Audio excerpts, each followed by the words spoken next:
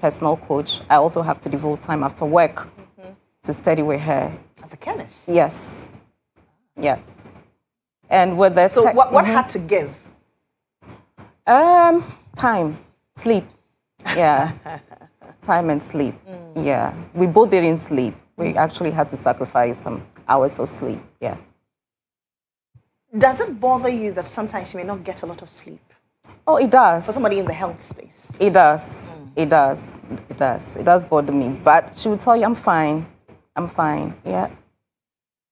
When she was writing the book, when you meet her in the living room, and you go like, Celine, you have school the next day. You have to go to bed. What are you doing up at 3 a.m.? I am here to pray. She'll tell you, Mommy, I'm okay. And so we'll get ready for school. Yeah. And she'll still make the grades by the grace of God. Yeah. Okay. How do your mates feel, your teachers? How do they feel? My teachers, they are very proud of me. Yeah. That's good. So you say it's $14, right? Yeah. So $14, you can grab this on Amazon. She says very soon she'll publish in bookstores around the country. You can grab a copy and read To Tell the Wings of a Butterfly. It's actually a very great title. There are printed copies available too, so anyone who wants it can just contact. Okay, how do they contact? They can call on or send a WhatsApp message on 054 623 1259. Please go again. Yes, 054 623 1259. Yes, they can just send a message and then we can arrange delivery of them as 140 cities. Okay, so the equivalent in cities. Okay, so Celine Irama Kwanzaa, she says she's going to write more books, so look out for more books, and then we'll get to read them. I think that a lot of people do not have the habit of reading. Do you think a lot of mothers like yourself have inculcated the habit of reading in their children? I mean, you engage a lot of mothers in your daily. Yes. I mean, the few friends I have, the few close friends I have, we make sure our children read. Yeah, it's a time away from the screens as well. I think now with the whole... Yes, a lot of mothers would rather their children sit in front of the screens and watch whatnot. We read a lot. Yes, even study time, I will tell you, use a pen and a paper, put your points down, and then you revise. Yes, and I think it's helped. How many books do you read in a month?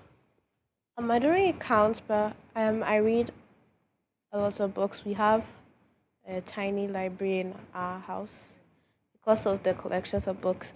And normally, sometimes I read them online. So then, like, in my free time, then I just read. Or listen to music whilst reading. So that's Celine Irama Kwanzaa. She is an author at 12. You are sitting 18 banku. Somebody is writing, and that's her mother, Vaidi Irama Kwanzaa, as well. Her brother is in the studio as well. She's raised beautiful children, by the way. And Celine, congratulations to you. Thank you. Please go and purchase a copy. It's 140 cedis. She mentioned the numbers. And then if you want to purchase on Amazon, is $14. So that's equivalent in dollar. I am back after the break. Thank you very much for coming. You're welcome.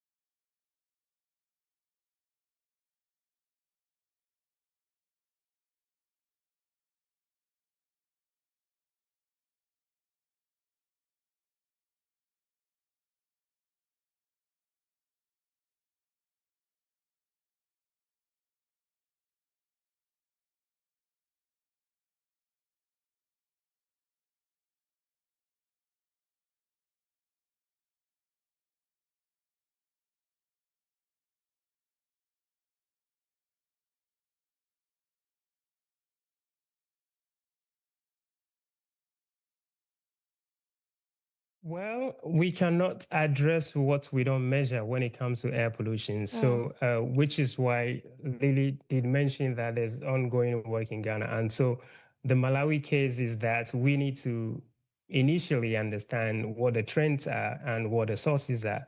We can't just say potential sources are vehicular or industrial or even household without having measurement.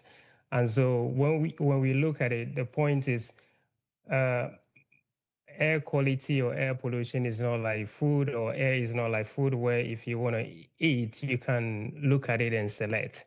When the air is polluted, you don't get to see that. The only way to know that it is having measurements. So these measurements will form the basis for us to be able to figure out, even within the Malawi case, what exactly will be the exact strategy for mitigation. Why should African governments consider the Malawi initiative? So I think the reason is because the project that we are running, we are using a hybrid system, and that is to say that we are using a monitoring station and then the local census. So it makes the result, the data that will be collected, more reliable.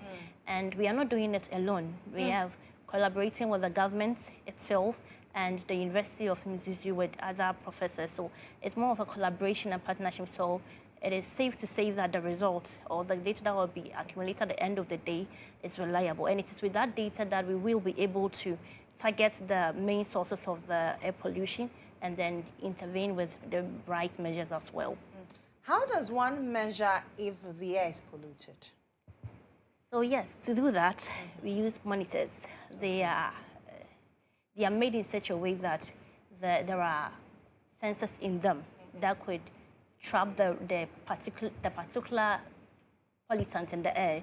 So say that in the traffic, for instance, the local sensor will be able to trap or notice as that there is a lot of PM2.5. That to say that the particulates are very, very small, that it can enter your nose, even your mouth, and then your eyes.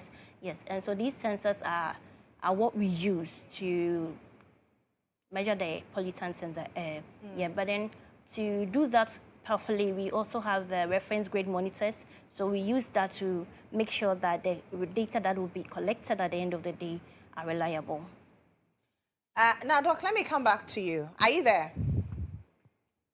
Yes, ma'am, I'm here. Okay. Please. Malawi is establishing its first ambient air quality infrastructure. How was this done? What lessons were learned? How can we replicate it, especially here in Ghana? Excellent. So actually, we have already established the hybrid air quality monitoring infrastructure in Malawi. And we are saying that Malawi is sort of a model space when it comes to air quality monitoring because one, so as of February 2026, there was no air quality monitoring going on in terms of using reference grade or gold standard monitors. But we've been able to establish that. That is one. And even with ongoing data collection, we've been able to partner with the regulatory body, which is the Malawi Environment Protection Authority through the Director General, Wifer Kadewa, PhD. And so the key thing here is that in a space where there is limited information and also not much of expertise, which is not peculiar to Malawi, they've been able to, simultaneously or concurrently undertake air quality monitoring and also use the limited data to be able to develop a draft clean air regulation for the country. And we are also complementing these reference grade station with what Lily mentioned, air sensors. And so that is something to really consider, especially knowing that the cost of monitoring is very expensive when it comes to regulatory or reference grade monitoring. An instrument, for example, could cost about $35,000 to $100,000. And so no government across the globe will be able to do that in every community. And so what is really recommended or what is relatively low cost is that you complement that or supplement that with these smaller sensors. The caveat, however, with these smaller sensors is that the data quality is an issue. And so you need to do some collocation or put them together to sample the same air, put it together with the reference grid station to sample the same air. Then you do some correction, and then you can be able to use the data from there, even though not to fine people or for regulatory purposes, but just so that we'll be able to understand what the trends are when it comes to monitoring at a higher density. And then when there is also a regulation that is implemented, we'll be able to track that and see even if the suggested policy measures for mitigation are even effective. Lily, you are a City OBS fellow. Yes. Who is a City OBS fellow, So and what does this mean for you? The City Obs is the full meaning is Citizen Observatory. So it's a fellowship where they support initiatives that are towards environmental monitoring. So with me, for instance, I'm working on air pollution in Ghana again. And so what they are doing for me will be to help me connect with other people in other parts of the world and also to give a census, because that's the point of the whole project. Without the data, without the information, you don't really know where to target in the first place. So they provide the sensors and we're able to install them and then get the data, use it to do the policies, and then also to help with the health interventions as well. So with City Ops, I think every year there is an opening, and if you are up for it, you can apply, and if you apply and you get it, they are going to support you in various ways that you need, just so that you also measure the environmental problems and then we can find solutions to them eventually. For stakeholders, governments out there, what would you tell them finally before you go on the essence of a clean air? So for me, that's my belief that clean air is not a luxury. It is an issue. It is a health issue. It is an economic issue. It is a developmental issue. And so we have to tackle it in an interdisciplinary way where every facet of our system is also geared towards that same goal to achieve a cleaner air. Because what Dr. Collins mentioned earlier, when you are going somewhere, traveling, you pack everything you need. Sure. But the only thing you don't get to pack inside your bag is air. It means that wherever you get to, you breathe the air available there. So it means that we have to be very serious in terms of tackling it. Another thing too is the rising cases of air pollution-related diseases. Most of the people that we've met in the communities, they know that the environment is not safe, but the problem is how to mitigate it. Right. Now, if you propose the solutions, they know it's going to work, but there are the economical issue. How do they get the access to the solution that you've proposed? So I think there's something that we all have to work together to mitigate. Okay. Doc, your final words. Thank you so much once again. Air pollution is a multi or an interdisciplinary problem. And so it could be looked at as an engineering problem, problem with urbanism, problem with how we even plan our society and things like that. So what is required is an interdisciplinary approach. We need people from engineering, we need people from the media, we need people from government, from nonprofits, from research institutions, and with all the backgrounds in economics and all of that. And so to do that, we need to have a coalition, and which is what the government should be looking at. And another key thing to consider is there should be a regulation. For example, if you look at the United Nations, what resolution was passed is that the right to a clean, healthy, and sustainable environment. And so countries that are signatory to the UN should ensure that their citizens are living in an environment that is clean, healthy, and sustainable. And so without data, we wouldn't be able to do much with air pollution. And so we need to work together when it comes to that. And we should be using the science, and the media will play a very great role, just as you're doing right now. So we thank you for the opportunity. Thank you very much. Yeah, the other thing I wanted to chip in is that I was thinking if there's also going to be an opportunity to get a Director General of the Malawi Environment Protection Authority to jump on a call at some point to hammer home whatever we are doing in the country with the government agency, because it is actually an exemplar for the rest of Africa. Thank you. Thank you too. Dr. Collins Gamali Hodoli. He is founder, ED and diplomatic strategist, and lecturer Smart Technologies, UESD Ghana, and also in studio Lily Ame PhD. She's vice lead Clean Air One Atmosphere Ghana. I take a break. I am back shortly.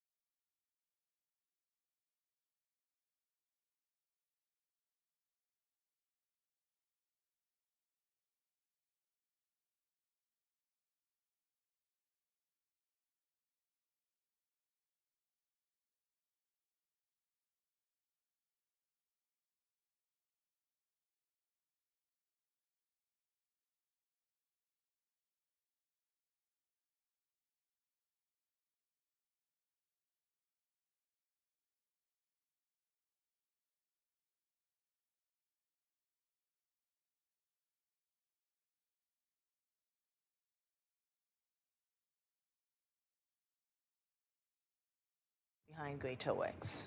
Thank you so much. So, Greater Works is an annual convocation by the International Central Gospel Church, led by our senior pastor, Dr. Mensah.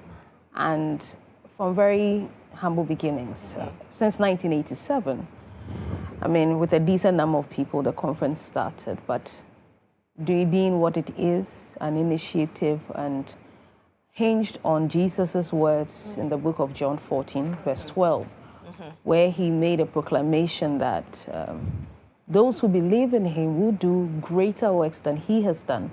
The conference is packaged to equip everyone, believers and unbelievers alike, to be able to walk in that reality that Jesus gave us. And so we are putting this together, and all these years it's grown from one level to the other.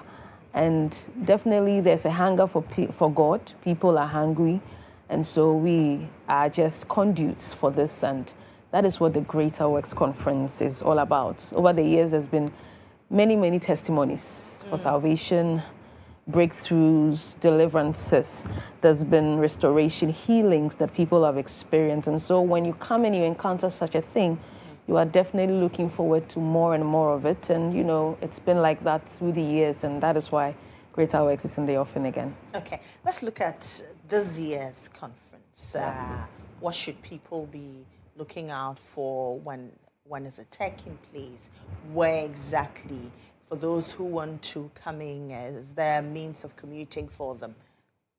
Right, so this year's conference, Greater Works Conference 2026, is slated for next Monday, the 3rd of August, through to the 7th of August. Okay, so Monday to Sunday? Monday to Friday. Oh, Monday to Friday. Yes.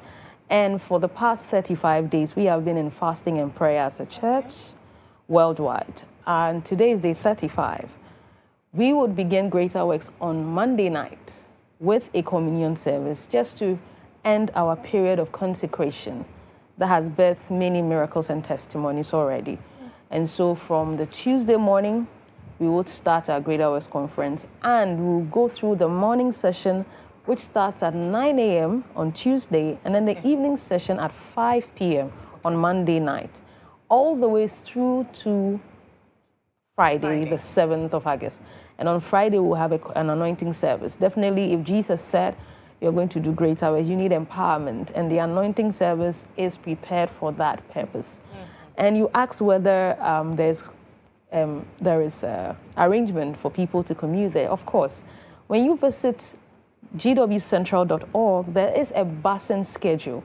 So wherever you are in Accra and its environs, you could catch a free bus wherever you are to the conference venue and back.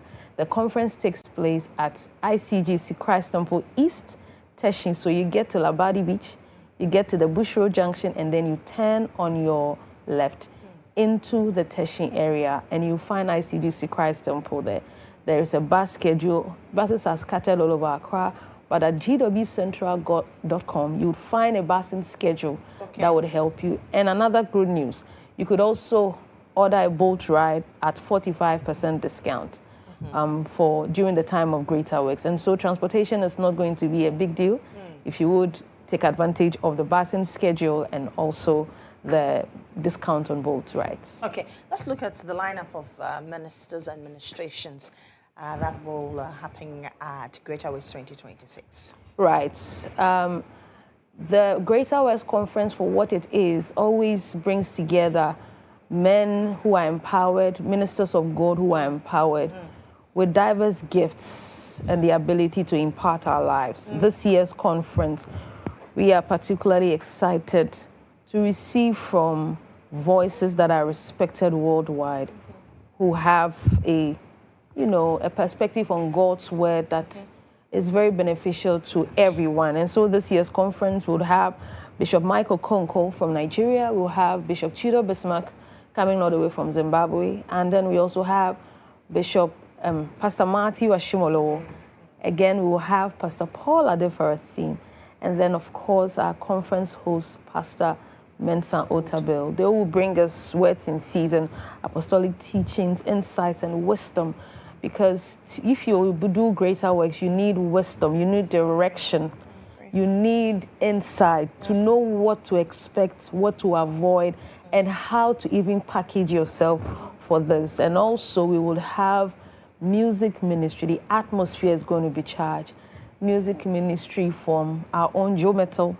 We'll have Pastor Nathaniel Bassi from Nigeria. Okay. We would have Minister Dunsin, as you were playing his music, also coming, Mr. Dunsin Eyekian. And then this year we will add one more person, one more minister of God, anointed from South Africa, called Once More Six. And they will be with us all through the conference to help us, prepare our hearts and, the atmosphere right so that we can receive that which is coming from God to us. For a first-time attendee, what would you tell that person? How should they prepare themselves as they come for Greater Works 2026? That's a very good question. I have been with Greater Works for a very long time, and I remember my very first experience at Greater Works. I was going because everybody was going. However, when you get into the conference, you realize that something unusual is happening. And so I would recommend and advise everyone who is coming, including first-time attendees, that you should prepare your hearts to receive from God. Because you would come in with one expectation and you should be ready to receive more. You just have an open heart, an open spirit, because every time we gather as God's people, He is ready to do something fresh. He said to us that He does all things new. And this is that season to help us to fulfill the mandate of the greater works that Jesus promised us. So I would just encourage you, wherever you are, just get ready, prepare your hearts, just ask God to speak to you, ask God to give you an answer that would show indeed that you have encountered it. Because when we are gathering, everyone would encounter God in their own special way. Is this a hybrid conference where, for those who cannot come in person, can join online? Absolutely. It's an international conference with participants from over 150 countries in the world. But we also understand that there could be those who would not be able to make it to the venue. As much as possible, we encourage that if you are in Accra or in the Barons, or even internationally, if you can make your way to the venue, that's absolutely brilliant. But then if you can't, it will be streaming live on our social media handles, Mensah Otabil, International Central Gospel Church handles, on YouTube, Facebook, X, on TikTok. It would be everywhere for you to also participate. But I would encourage everyone, be in the room where the miracles are taking place. Your final words for viewers out there, a word of encouragement to them. Some people are coming in highly expectant. Well, if you've never attended Greater Works Conference, this year is yours for the taking.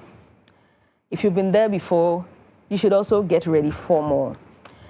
The moment you've been waiting for is here, and we've prayed, we have fasted, we have sought God's face for diverse moves of God. The Bible says that the effectual, fervent prayer of the righteous, it makes tremendous power available, dynamic in its workings. We are getting ready for a week of a dynamic move of God that would bring healings, that is going to show forth the glory of God in people's lives. At Greater Words, when we shout the glory is coming down, we know what we are asking God for. And so my final word to everyone is that the atmosphere is ripe. Your own part of it is also ready for you. Don't be left out. We look forward to seeing all of you. Take advantage of the busing schedule. You can have a free bus wherever you are. Go to gwcentral.org and then you will find a busing schedule. You can catch a bus wherever you are in Accra and Tema and its environs. Also, you could also take advantage of 45% discount on boat rides to get to Greater Works. And you are definitely going to receive something because it's actually coming down. The glory of God is coming down. There's something in my mind that I've always wondered. For people who are coming out of Accra, for instance, Yes. Are there arrangements, accommodation arrangements for such persons? Right. Still, you see, we put the GW Central website together for all these. So there are details about hoteling, accommodation, and all that there. So just go to the website. It's a one-stop shop. Okay. You can get the assistance that you need so that you don't come and be, stranded. Yeah. It is not our doing for that. We are a very excellent group of people. We are very detailed. We have thought through it. And for a long time, over a year, we've been planning all this. And so the website is there for everyone who would need information, no matter what you want to know. Okay. So that's Reverend Retampo. She's with the ICGC Hosanna Temple. Greater Works starts Monday, August 3 through till Friday, August 7. For the morning sessions, it starts at 9 a.m., evening sessions, 5 p.m. each night. You want to be there. Is at ICGC Christ Temple East. Please do not be late. You see that a lot of people go for Greater Works. If you go there at 6, so please be there on time and then experience God in a different way. Thank you very much, Rev, for coming. Thank you for having me, Lily. Now, looking for quality, affordable dental care? Let me tell you that you should visit GHOne Dental Clinic, where we provide comprehensive dental services, including dental examination and consultations. We do root canal treatment, scaling and polishing. We give you braces if you want, or if it is required. We do teeth whitening, tooth replacement, dental implants, and much more. Visit any of our branches nationwide. We have 2 branches in Tamale. We have one at Tishegu, opposite the post office near the MTN office, and one at Tadisco Junction. If you come to Accra, we have 2 branches. We have one at the Nungwa Main Lorry Station, and then we have one also at Atomic Down near the Kwabinga Roundabout. In Kumasi, we have 2 branches. We have one at the Abripo Junction near the Bantama High Street. We also have a branch at Atonsu near the High School Junction traffic lights. We have a branch in Aplao, which is directly opposite the GCB Bank. We have one in Kufuridia, which is very close to the Central Police Station. GHOne Dental Clinic, it's time to smile again. Let's do some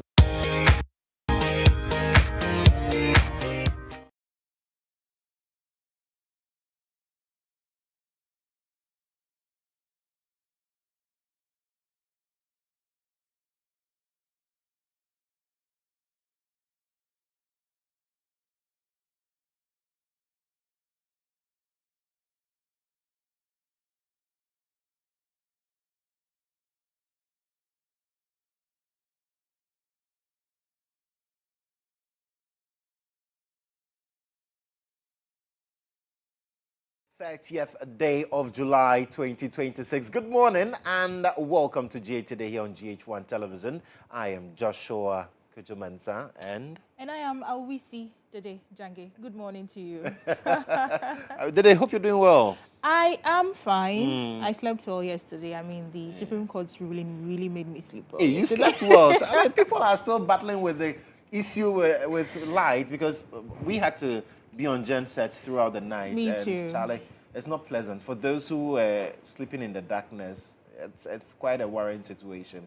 And I know that quite a number of you will not be able to watch us this morning on your television sets, but thankfully we're live on Facebook, live on X, and live on YouTube as well. So it's nice that you're connected with us on those media as well. But you're talking about the Supreme Court, their ruling yesterday. Yes, I mean, interesting ruling, historic one. Yesterday we had quite a number of reactions from both NDC and MPP. Some are concerned about the cost.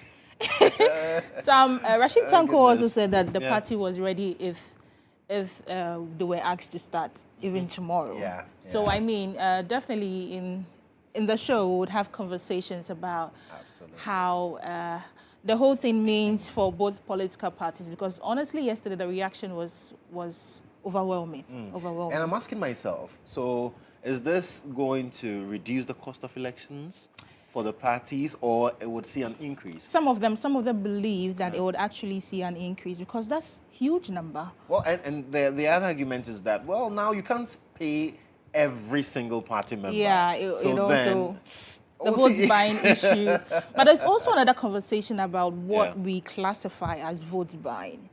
You know, because the politicians believe that if they have to get their people to a particular venue and they are just helping with transportation, how does that classify as? So why don't we have a situation where government is paying every human being to go and vote? We already have issues with our budget. Do we have enough money to as well? That's another conversation that we need to have. But do the political parties have the money? They do. So maybe this should also bring to the fore political party funding and how the Electoral Commission is supposed to demand in terms of their financial reports. Maybe we'll see that. Yeah, and I'm get to sure. know. We would MPP explore raised that. X amount, spent X amount, NDC's raising X amount, and well, we'll see how all of that pans out. But it's an interesting conversation, and you should also join us. The MPP says, oh, as for us, we can't be bothered. But the NDC... They're actually free, though. It's the NDC. The NDC, that has to deal this with affects them so much. Yeah, well... It's an interesting day and an interesting conversation as well, so make sure that you're also following us. But let's start this morning with some motivation. Let's start with the quote of the day. Our quote for today is a Chinese proverb, and it says, "Be not afraid of growing slowly, be afraid only of standing still." Be not afraid of growing slowly, be afraid only of standing still. Yeah. And I think that makes sense. It makes a lot of sense. You know, people usually look for the huge leaps. That's the not gradual processes. Slowly, but surely. Makes sense. But whatever it is, I like it when Nike says, keep moving. The rich people are talking. Oh, that means I'm pulling.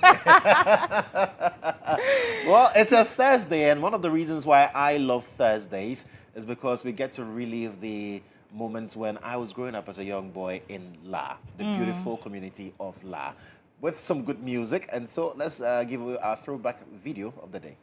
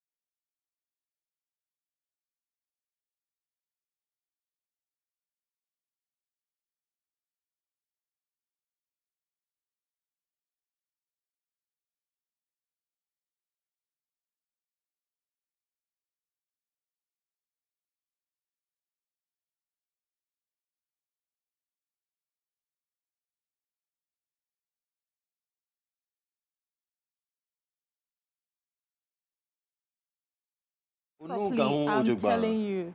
I want to learn how to speak Ga properly. But you know, Apietus lied to us in that particular song.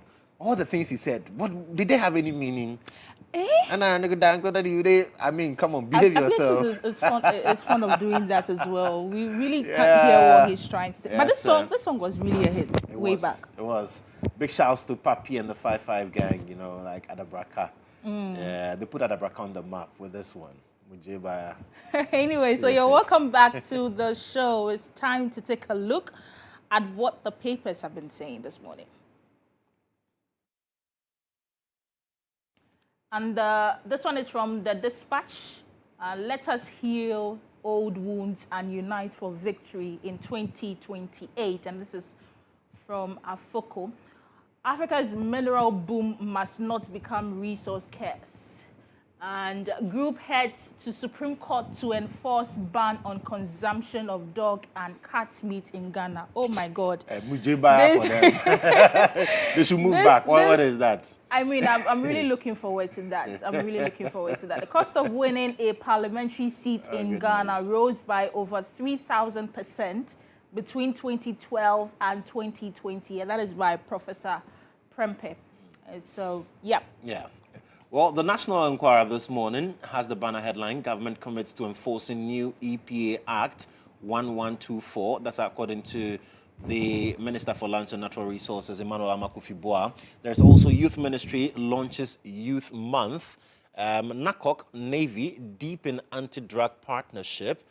Strategic partnerships as well. Anwar Afrique unveils bold plans to drive job creation. And then there's also Oponfosu urges diaspora to champion unity and brain gain, from brain drain to brain gain. I like that. So that's the National Enquirer for you this morning. Our next paper is The Chronicle. Ashanti region backs Eugene Enchi as next NPP General Secretary. In Kasiem, is that how it's pronounced? In Kasiem, residents warn contractor to stay off community mining concession. Okay. And this is an editorial. Energy Minister must resign or be reshuffled. And that's what the Chronicles and the scripture, let's go back to the Chronicle, the scripture, please. Yeah. Let's do the scripture. Why did I even forget? Yes. Psalm 5, verse 12. Yes. Surely, Lord, you bless the righteous. You surround them with your favor as with a shield. And that's the word of the Lord. Thanks be to God. Amen.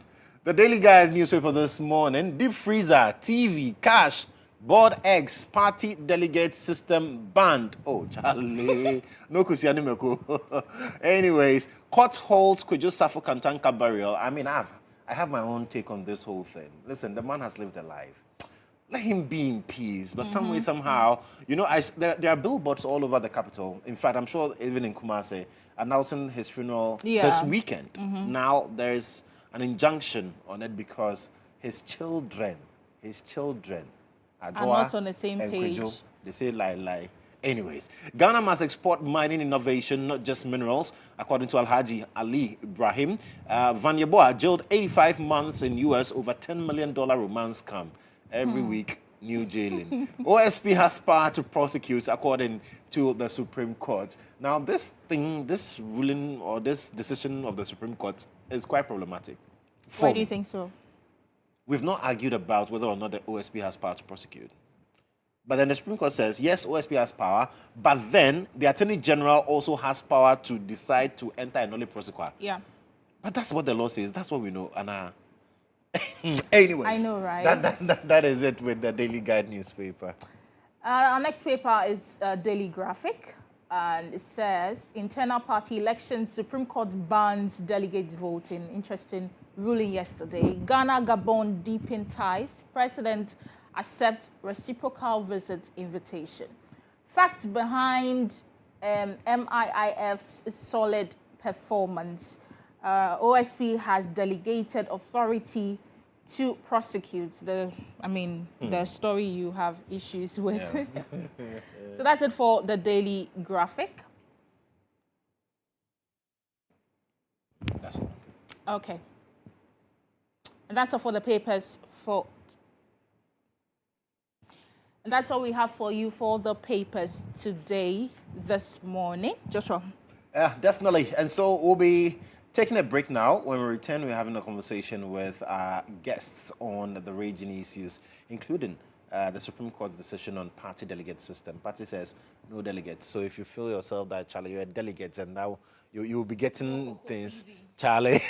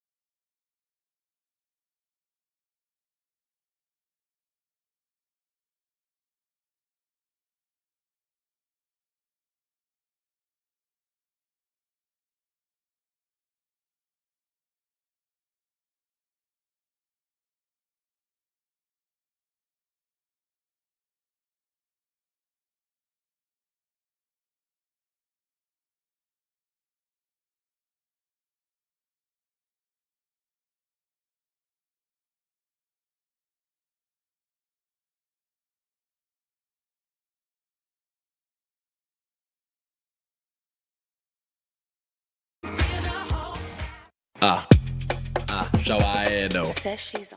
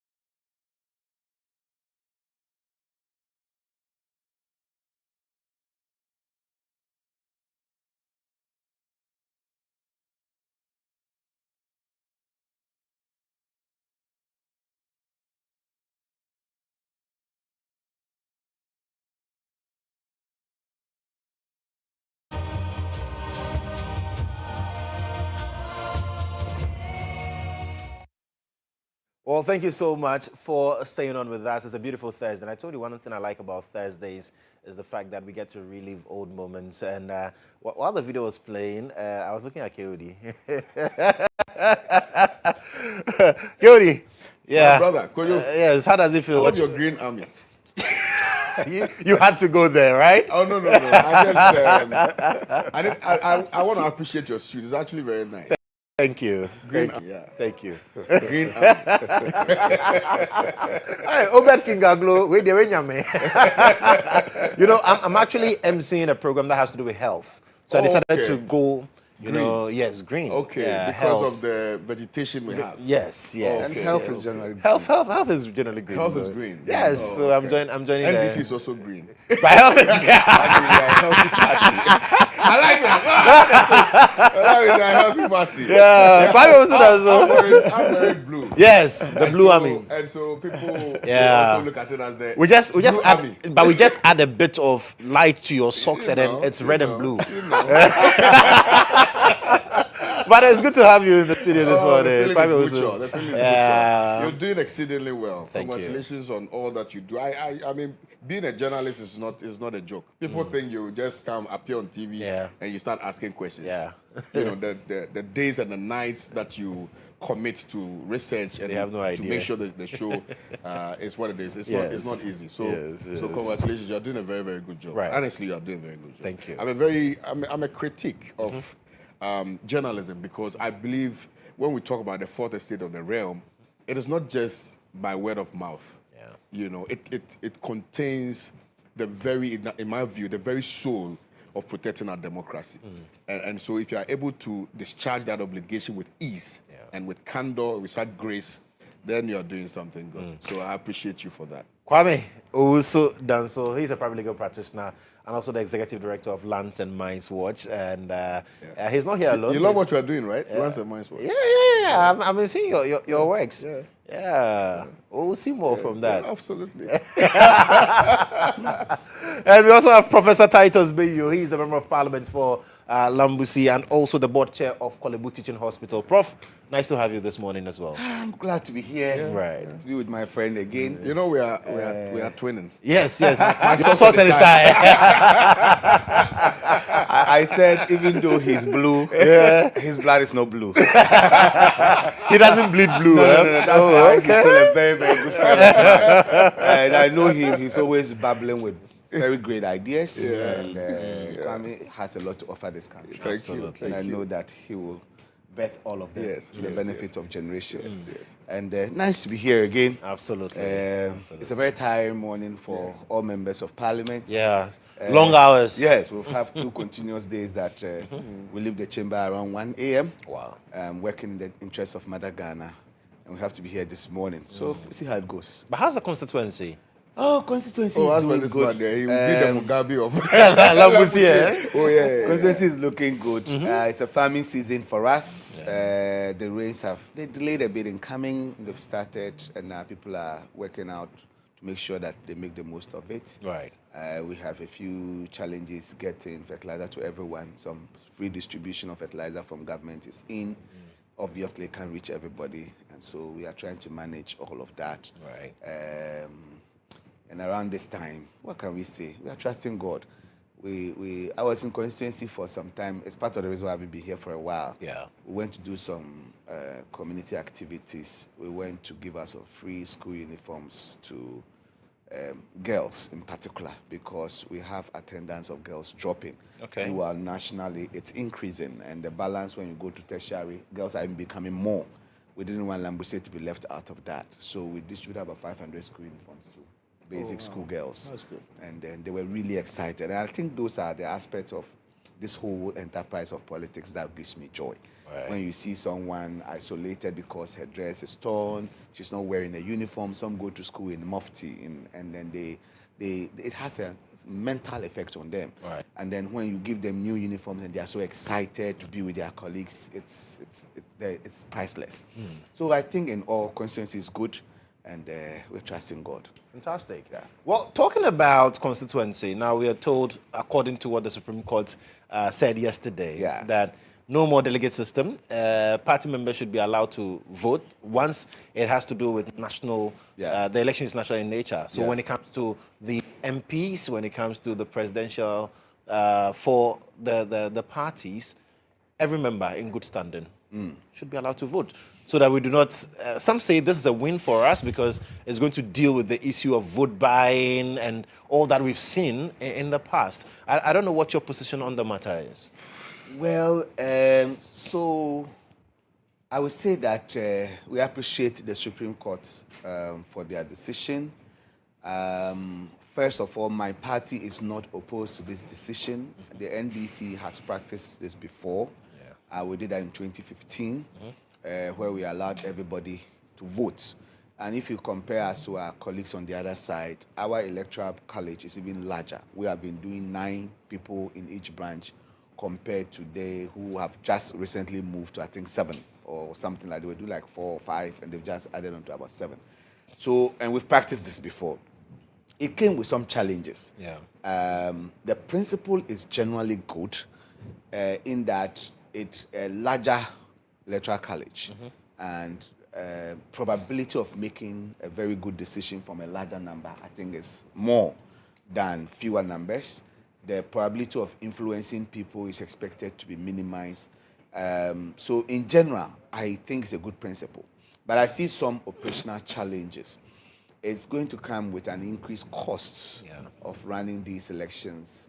The Supreme Court gave a year for parties to comply. I'm waiting for the judgment to read the full judgment. Reasoning, right? Yeah, and see the details. Because, for instance, if it's the elections that are national in nature, that will mean only the parliamentary candidates and the presidential. It has a different interpretation.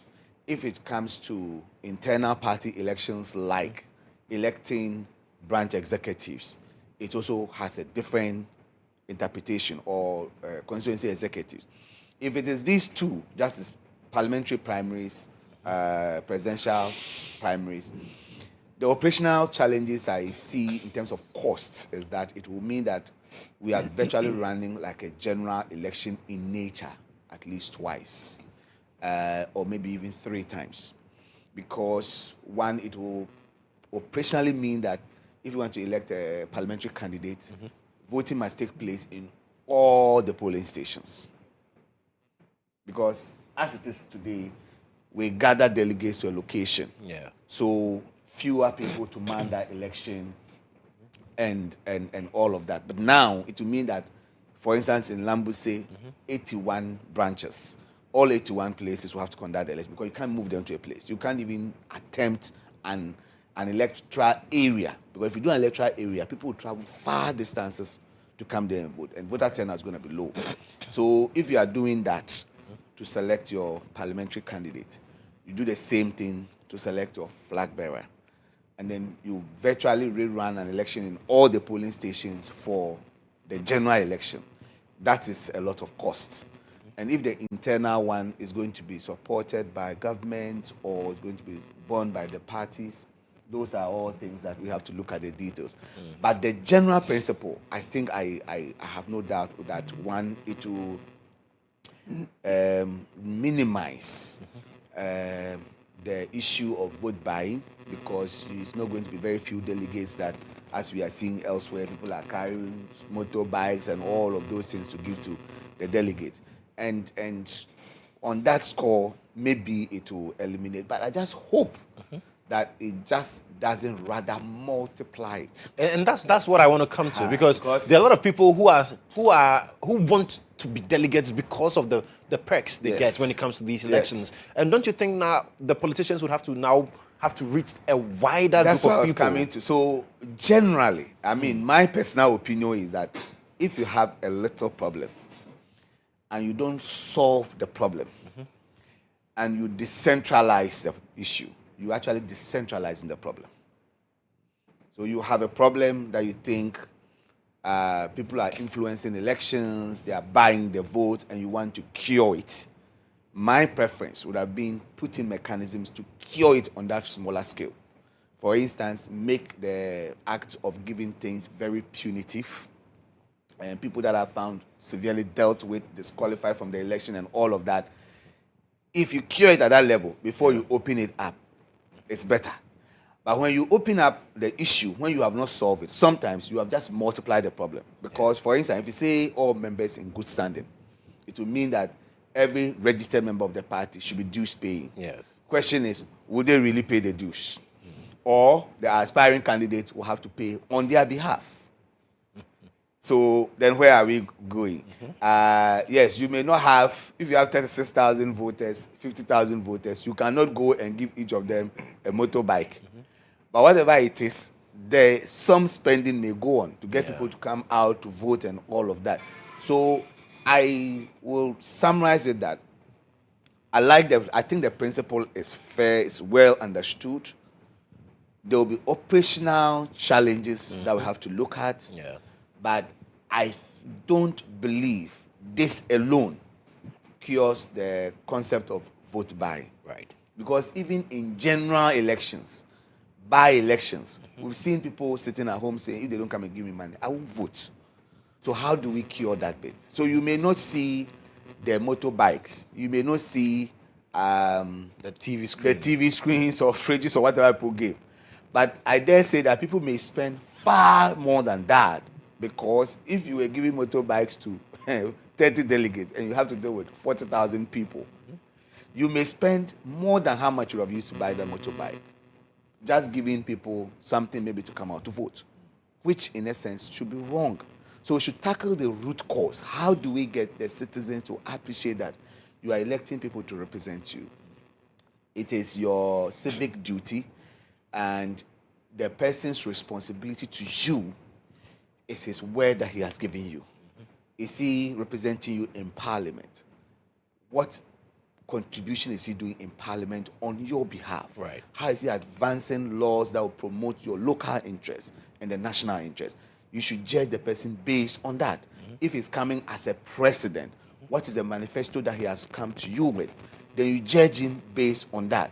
But if the transaction is already, I buy your vote, then really we've lost it, because at the end of the day, is the person bound by what he has told you or because he has bought your vote, and then he has the time, will we buy again? So I think a lot of voter education is needed, civic education is needed to let people understand the whole concept of vote buying is bad. That's it. And that we should elect leaders based on principles, based on what they can do and define their functions.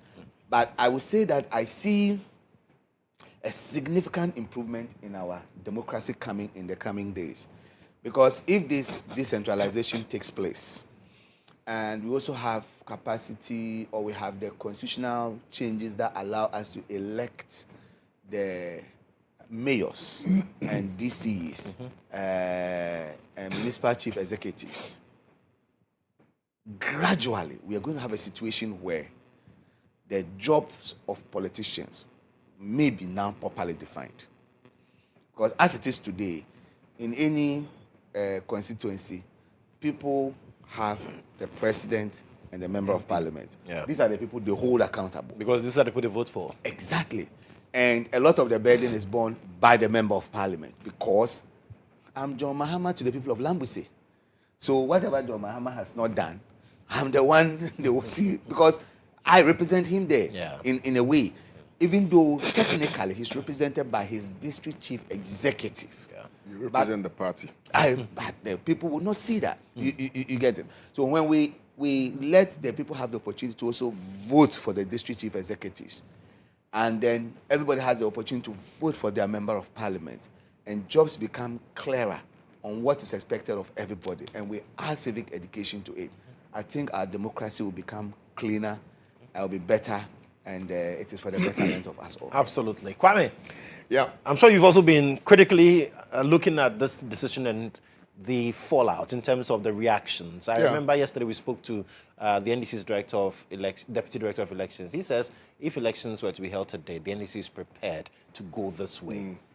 I think I listened to him, and he was of the opinion that they had actually pre-planned the possibility of expanding the voting college in order to allow for everybody, or in order to allow for for party Registered members party who are members, standing to get the opportunity to elect their leaders. But let me kickstart this conversation by saying that the integrity of any country's democracy is the existence of multi-party democracy, you know, or multi-party systems. Now, what it means is that, but unfortunately in Ghana, it's more like a two-party system. So I would advance the argument based on that. To say that from 1992 till today, what we have experienced by way of our democratic experiment is the NDC and the MPP always interchanging. So sometimes you have the NDC in power, other times you have the MPP in power. And largely that led to some bottlenecks, that led to some challenges. Then it became extremely competitive. Then a system needed to be created in order that we could define our political activities in a way or in a manner that will give maybe credence to a certain system that, you know, deliberately was going to be created to favor some people. All right. Now, the question is that the democracy that we are practicing, what should be or what should characterize that democracy? The ability for people to vote, the ability for people to be active players in deciding who leads them, in my respectful opinion, is what gives oxygen to the existence of democracy, right? And it starts at the party level, and that's why I mentioned, you know, the multi-party system that we have. It starts at the party level. That within the parties, people go and vote and elect their leaders. And because we have not had the opportunity of experiencing other political parties, largely what the people vote for in terms of even members of parliament or the presidential candidates, those people who ultimately emerge as winners are the ones that generally Ghanaians would go and vote and pick one. All right. So whether we like it or not, because NDC has presented Prof. Titus Bayu, and we like the party NDC, we'll just simply have to go and endorse what that small group of people have decided for the generality of the grassroots, right? So we have very little contribution or very little say in deciding who ultimately leads the party. That has been the practice over the period. Right. As to whether or not that practice has yielded some positive results, I would not be able to tell, because over the period we have had very forward-thinking leaders. We may have disagreements as to whether or not their governance styles are good, right? But largely you can say that the leaders that these parties have produced have not entirely been bad. So if you look at the NDC, for instance, the NDC had brought J.J. Rawlings, then brought Atamios of blessed memory, then brought John Dramani Mahama 1, then brought John Mahama 2, etc., etc. MPP, what's his name? Oh, the man who, the first person who contested against J.J. Rawlings. Edubuahin, yes. Brought Edubuahin, brought President Kufuor 1, President Kufuor 2, Nana Dankwa 1, 2, 3, and now Dr. Bawumia, right? You cannot conclude that these political figures are necessarily bad by reason of the fact that some electoral college chose them, right? Because sometimes what happens is that the choice of a leader of a political party by the electoral college largely is a reflection of the general thinking of members of the party. That's what usually happens. The only challenge is that if you look at what is involved, the content of the whole process is sometimes what people have issues with. That you need to spend so much to be able to gain the acceptability of the people. And that is usually what it is. Because you see, the delegates go into the election knowing who they want. Sometimes they take monies from people, but they will tell you that me, the money they go take, but I will vote for this person. Exactly. That's what usually happens, right? But so, in terms of the choice, it is most often than not, not in contention. Now let's come to the whole process and the reason why these senior citizens went to court. Because it has become trite, and I think we are all alive to the unfortunate reality that people are now using that as cocoa season to extort money from people that are intending to lead the parties and by extension to come and govern the country, right? So people say that, okay, and now it appears also that we've gotten to a point where money rather is informing the decisions as opposed to the knowledge or the capability of the people that stand for these elections. So we are placing money now we are using money now as the basis to determine who can lead us. Yeah. And I cite you an example because a lot of people within MPP, for instance, are not happy that Dr. Bawumia has won. If you have discussions with some people, they will tell you that Dr. Bawumia wasn't really our choice. If perhaps they had expanded the college, maybe, just maybe, another candidate may have won. But because, in the view of a lot of people, Dr. Bawumia had the money, he was able to spend. I'm not saying he's a bad candidate, but maybe the choice would have been different. But he was able to spend in order that you could gain the confidence of the people and then, ultimately become the leader of the MPP. So that is the downside of this whole electoral college. And so what these three eminent Ghanaians are saying is that let's expand the system. Let's allow everybody to be active partakers in this process of choosing who leads a political party. Because ultimately, the person who is voted for within that political party may likely become the president of Ghana. Yes. And so if we are taking the decision at the party level, then all members of the party must be involved in that process so that the leader will be a true reflection of what the people like and not just a decision by a small group of people who've decided to go and take money and vote for somebody else. The Supreme Court agrees with that position. Indeed, the Attorney General actually also supported the relief that they were seeking. Right. This is in consonance with, I believe, Article 55 or so of the 1992 Constitution.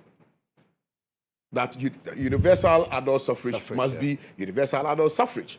It must not be limited to only when we are having national elections to choose our leaders. It must also start from somewhere. Right. And in the view of the Supreme Court, it must start at the party level because that is really the basics, right? That is where the derivative actually is at the party level, so that will now springboard into.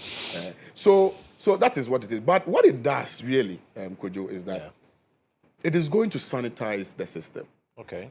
It is going to sanitize the system in the sense that people would spend money. If you want to spend money, that's your problem. Mm-hmm. Okay? But it will sanitize the system to the point where now the decision to choose a leader would not be limited to only a few, but a collective. That's number one. Number two, it will sanitize the system because we've gotten to a point where politics in Ghana has been, it's now monocracy. Like, who has a bigger pocket? The deepest pockets. The deepest pocket or a bigger purse is the one who would ultimately get the nod. That's number two. Number three, it will also now give some politicians some breathing space. Because you see, whether we like it or not, and especially what Honorable was talking about, members of parliament have always been taken advantage of when it comes to even this college. And they are the sufferers of it because if you look at, even as for if a president wins, the president doesn't go back to constituencies to go and pay money or pay school fees and things like that. They are the bigger sufferers of it because they have to always consistently go back. They to interface directly with the people. Absolutely. And that would mean money, right? How much does a member of parliament earn? Their salary is not even, is it 20,000 or less, right? So you ask yourself, where do they get these monies from? Yeah. And consistently, whether we like it or not, we have this, because of this political architecture we have, corruption is on the ascendancy because people have to cut corners, people have to do deals, go and get money, and go and give it to the very people who are complaining about corruption. That's what it is. So the monies that they take, for instance, you know that the person is earning 20,000 Ghana cedis. But your demands in the constituency far exceeds 20,000. If the person brings 100,000 every week to the constituency, where did the person get that 100,000? Because they go to the constituencies every week. And they go there with not less than 100,000. They are paid on a monthly basis of 20,000 Ghana cedis. So between week 1, week 2, week 3, okay, where do they get that money from? We don't pause to ask those questions. It is our incessant demands. It is the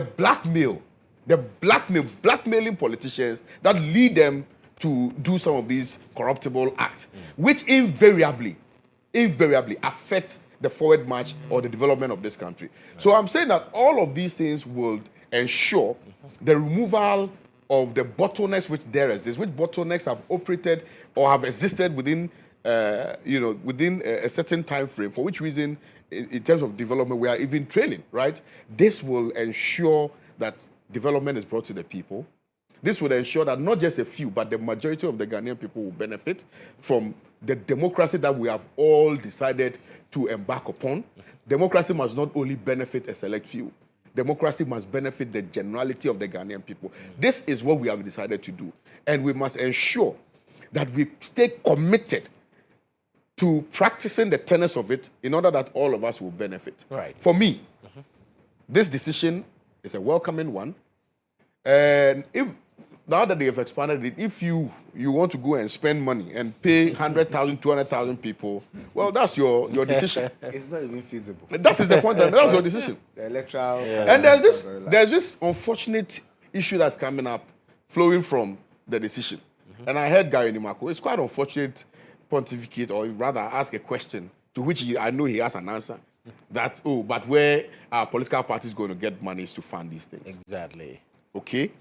Political parties who fund their internal elections, where do they normally get the monies from? It's not from the dues. Yes. And donor support and funding and things like that. They should find a way. Once this is the law, they would find a way around it. We should not, on the basis of our inability to raise monies, think that the current status quo, which all of us are complaining about, is the best. No, it's not the best. Right. No, but I just want to add a little that Yes. For us to have a holistic transformation of our electoral system, political party financing must also be discussed nationally. Right. Yes, you see, we have the laws that all parties must submit their audited account and all of that to remain valid as parties.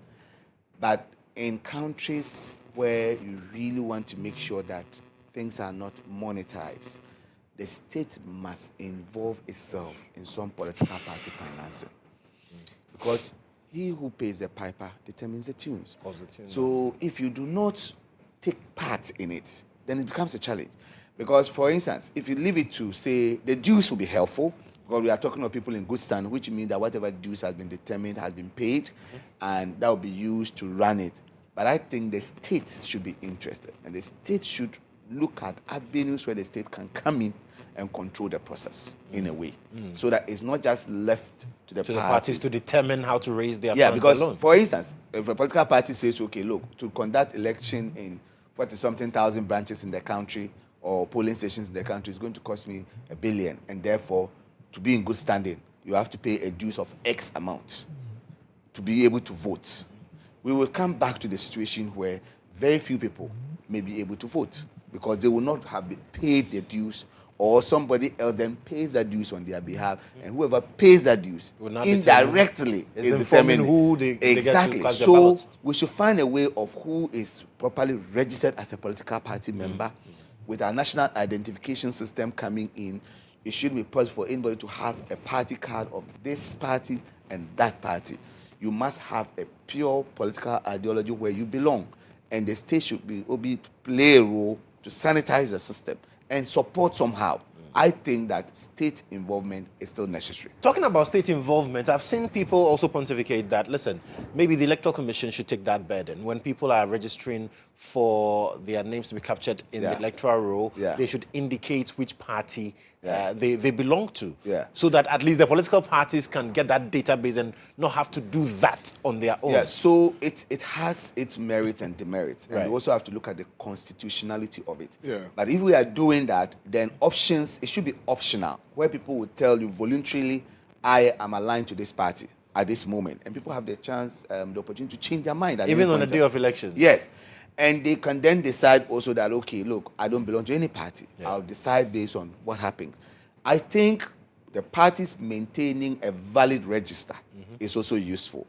The NDC, my party, and that's why our election director said we don't have a problem. We've had a standing register since 2015 where people registered. There is a photo-based party register. It's been updated every 4 years. We just recently finished another round of registration of members who want to be part of the party.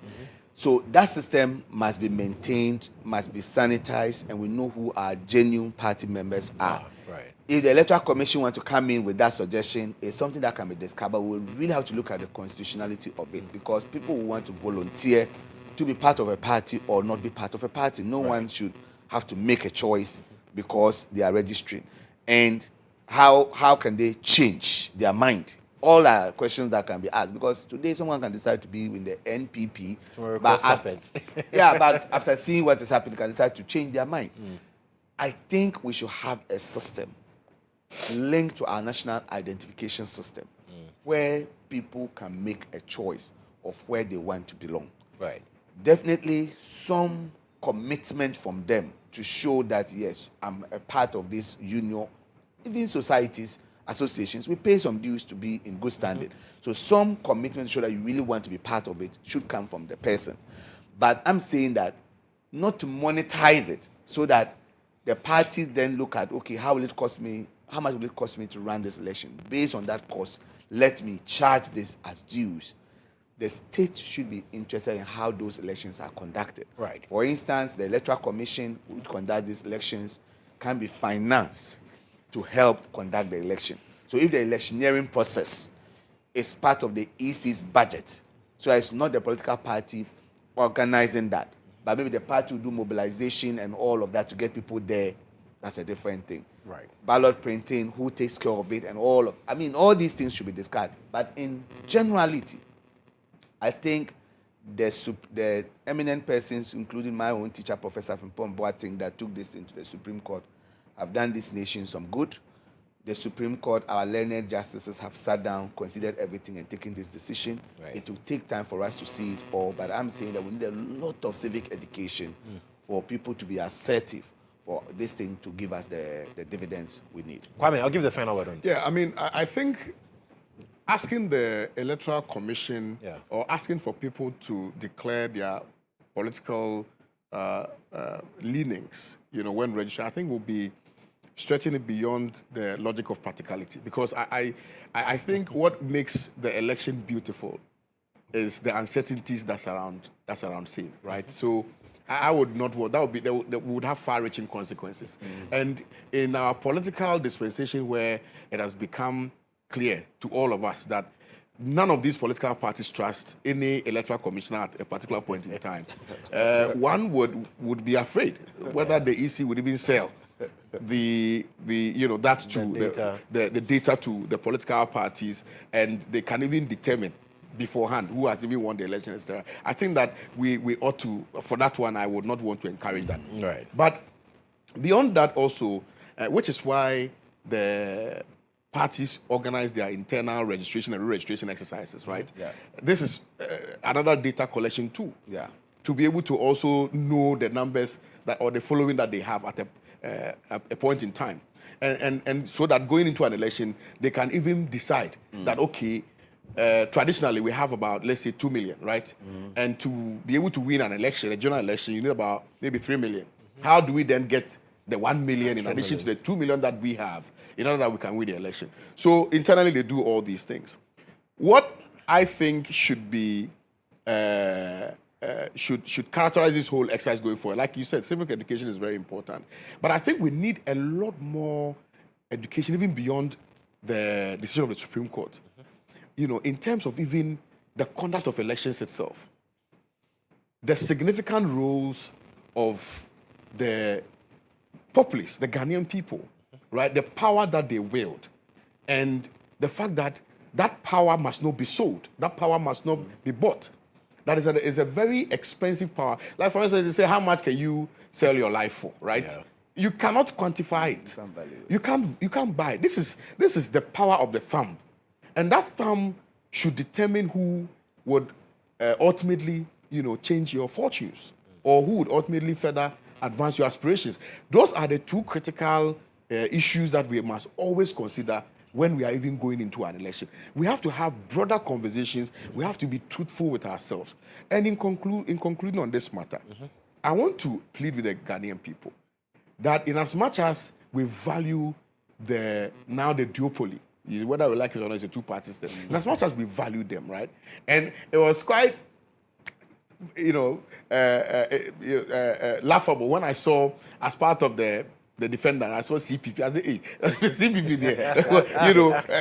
When have they become a force to reckon with? Mr. Janta will not be happy with you Oh, this no, morning. my father-in-law is also CPP. But the point I'm actually trying to make is that I'm just making a point to emphasize, the long-held views by people, albeit that they are afraid to publicly make those pronouncements, that it is about time we veered away a little bit from the duopoly to experience another party that may well outperform these political parties. So when we are doing juxtapositions, in terms of the performance of these political parties, we can have another party now to measure their performance by. Right. Because you see, what we have been doing over the period, and respectfully I'll conclude on this matter, is that we always compare the NDC and the MPP. So, and what do we compare? The question, what do we compare?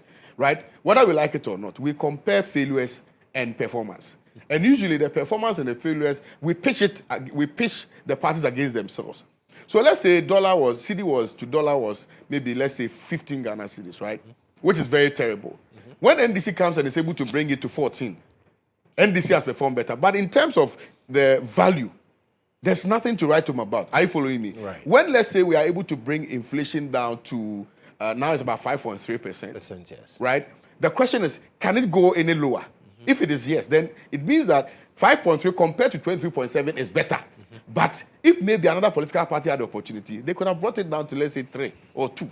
Are you following me? Yeah. So I am saying, I of course you know. Yeah, but I am saying that we must begin to think outside the box. Yeah. This our rigid mental set about always subscribing to the whims and caprices of our political parties ought to slightly change.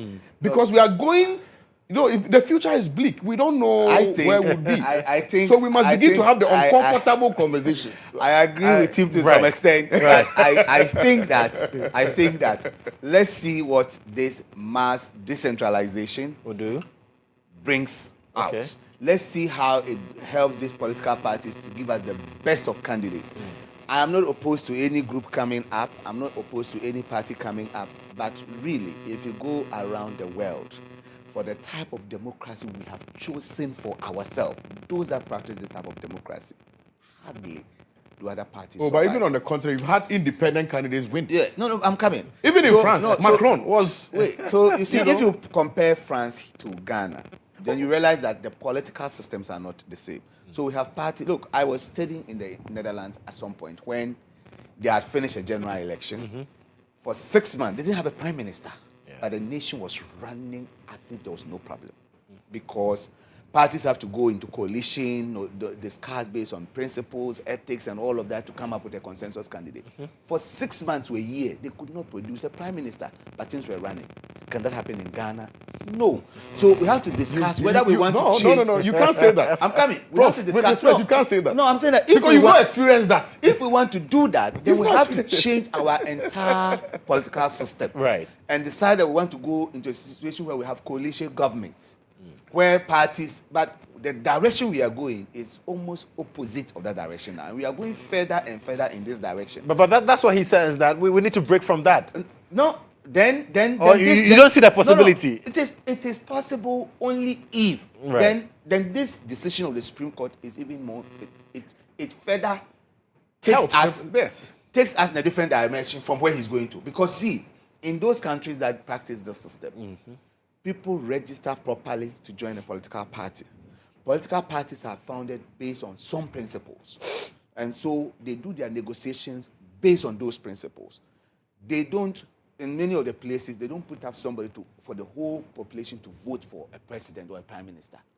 Countries that practice a pure parliamentary democracy, parties that lead in the parliamentary election select the prime minister, and the nation have to go with it. We have passing a system. No, but there will be an election. There would have been an election.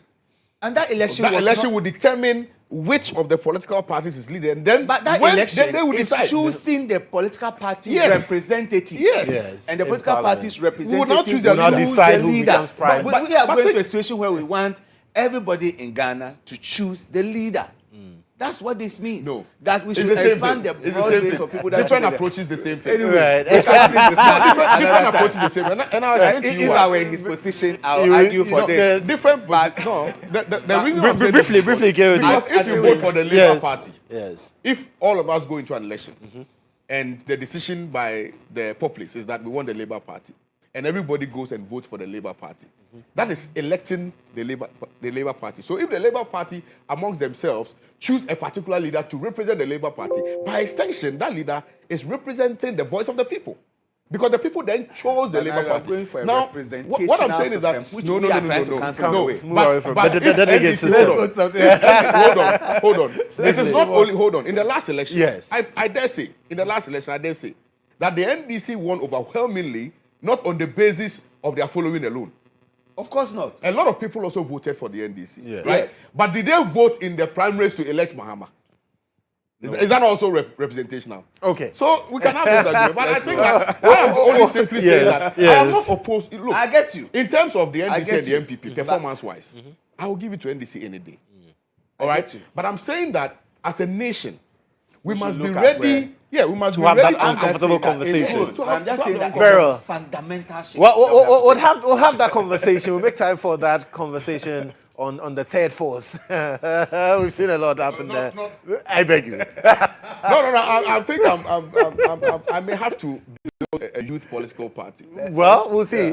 So let's talk about other issues. But this time around, I would like to start with you, because the constitutionality of the Office of the Special Prosecutor and its ability to prosecute cases. I know Adamte challenged that. Now, the Supreme Court has made a decision. Now, listen, yes, the OSP, the Office of the Special Prosecutor, can go ahead and prosecute cases, but then the Attorney General also can decide to and end any case at any time. And some say, well, it's confusing. Others say, well, it's not about nothing.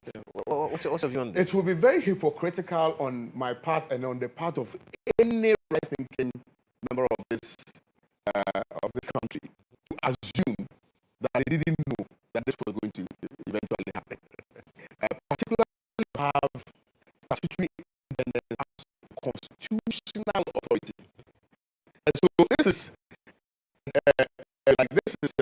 there's a dichotomy between delegated authority and abdicated authority, right? And so the Supreme Court has to be called upon to make that clear distinction. What the Supreme Court has done, effectively, the Supreme Court has done nothing. The Supreme Court is effectively giving oxygen to that which is so palpable in the Constitution. It's clear in the Constitution that the number one prosecutor in this country Is the Attorney General. is the Attorney General. Yeah. In Article 88, 3 and 4 is there. Now, 88.4 talks about delegation or delegated authority. That in some instances, the Attorney General can delegate its prosecutorial authority to some institutions that are also clothed with prosecutorial power. Of course. So, if, for instance, IOCO is prosecuting, it means that they have fiat from AG to prosecute. Because they have specific mandate, which specific mandate has to do with, let's say, money laundering, has to do with, let's say, fraud, let's say, corruption. Because they have specific offenses they are dealing with, and the AG doesn't want to be bothered with, all of these cases because already it is burdened. Okay, then they have given fiat to IOCO to do that on its behalf, right? And I said on its behalf deliberately, because you are prosecuting on behalf of the AG. Now, let's look at the existence of Act 959, right? And why it was set up. And this is where the incompatibility, comes in, right? And it comes in because the thinking in the thinking of the proponents of the Office of Special Prosecutor, the idea was to have an independent body clothed with an authority to prosecute also specific matters of corruption and corruption-related offenses. Now, and if you read, it appears to me that the idea was to go after politically exposed persons, because the problem that they found was that in most cases, because the Attorney General is part of the executive, and because also there are a lot of people who commit some of these offenses are part of the executive, it is practically impossible for the Attorney General to prosecute these people within the executive commit these offenses. Therefore, let's have an independent body. An independent body clothed with an independent procedural authority to be able to prosecute these matters, right? Right. Now, the Supreme Court is simply, what the Supreme Court has said is that in terms of investigations, in terms of all the other ancillary workings or works of the Office of the Special Prosecutor leading to prosecution, they grant that independence to them. So they can do their own investigations, they can do whatever it is. But when it can, and even prosecution, you can start. But you are prosecuting in the name of the state, represented by the AG, right? Yeah. And which is why he's saying that you have all these powers. However, if the AG deems it fit that in some particular matters, nolle prosequi must be entered or withdrawal must be entered, they are at liberty to so do without recourse to anybody. What the Supreme Court is simply doing is that it is simply, if you like it, reinforcing the authority, the constitutional authority of the Office of the Attorney General. That there is constitutional supremacy, because you are pitching constitutional supremacy as against statutory independence. And in any conversation on the Constitution is supreme. True. Any other law is subservient to the Constitution. And the creation of the office was a creation of what? Of statute.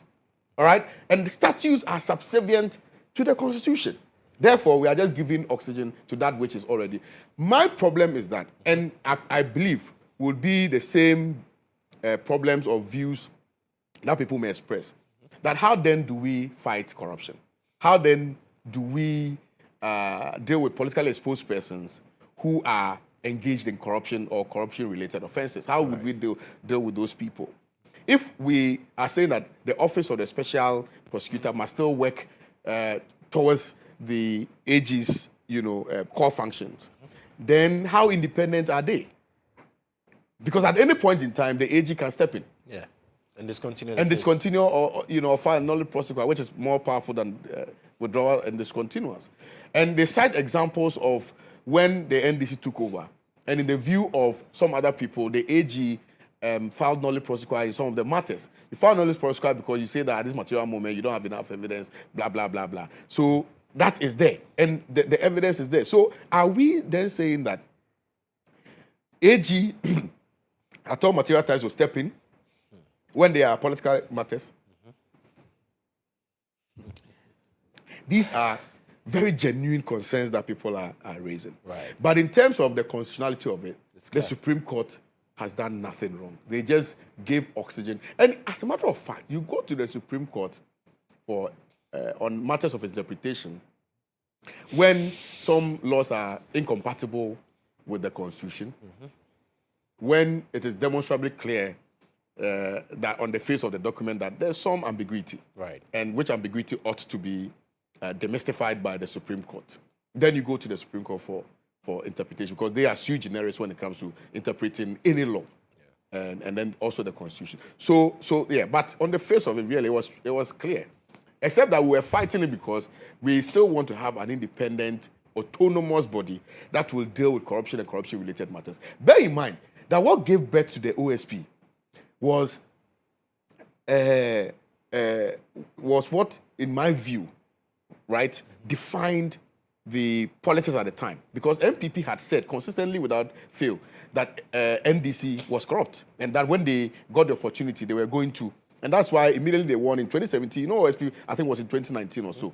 So that's when they won. Immediately they had to create the office for the purpose of prosecuting what they describe as politically exposed person within the previous administration who were exactly.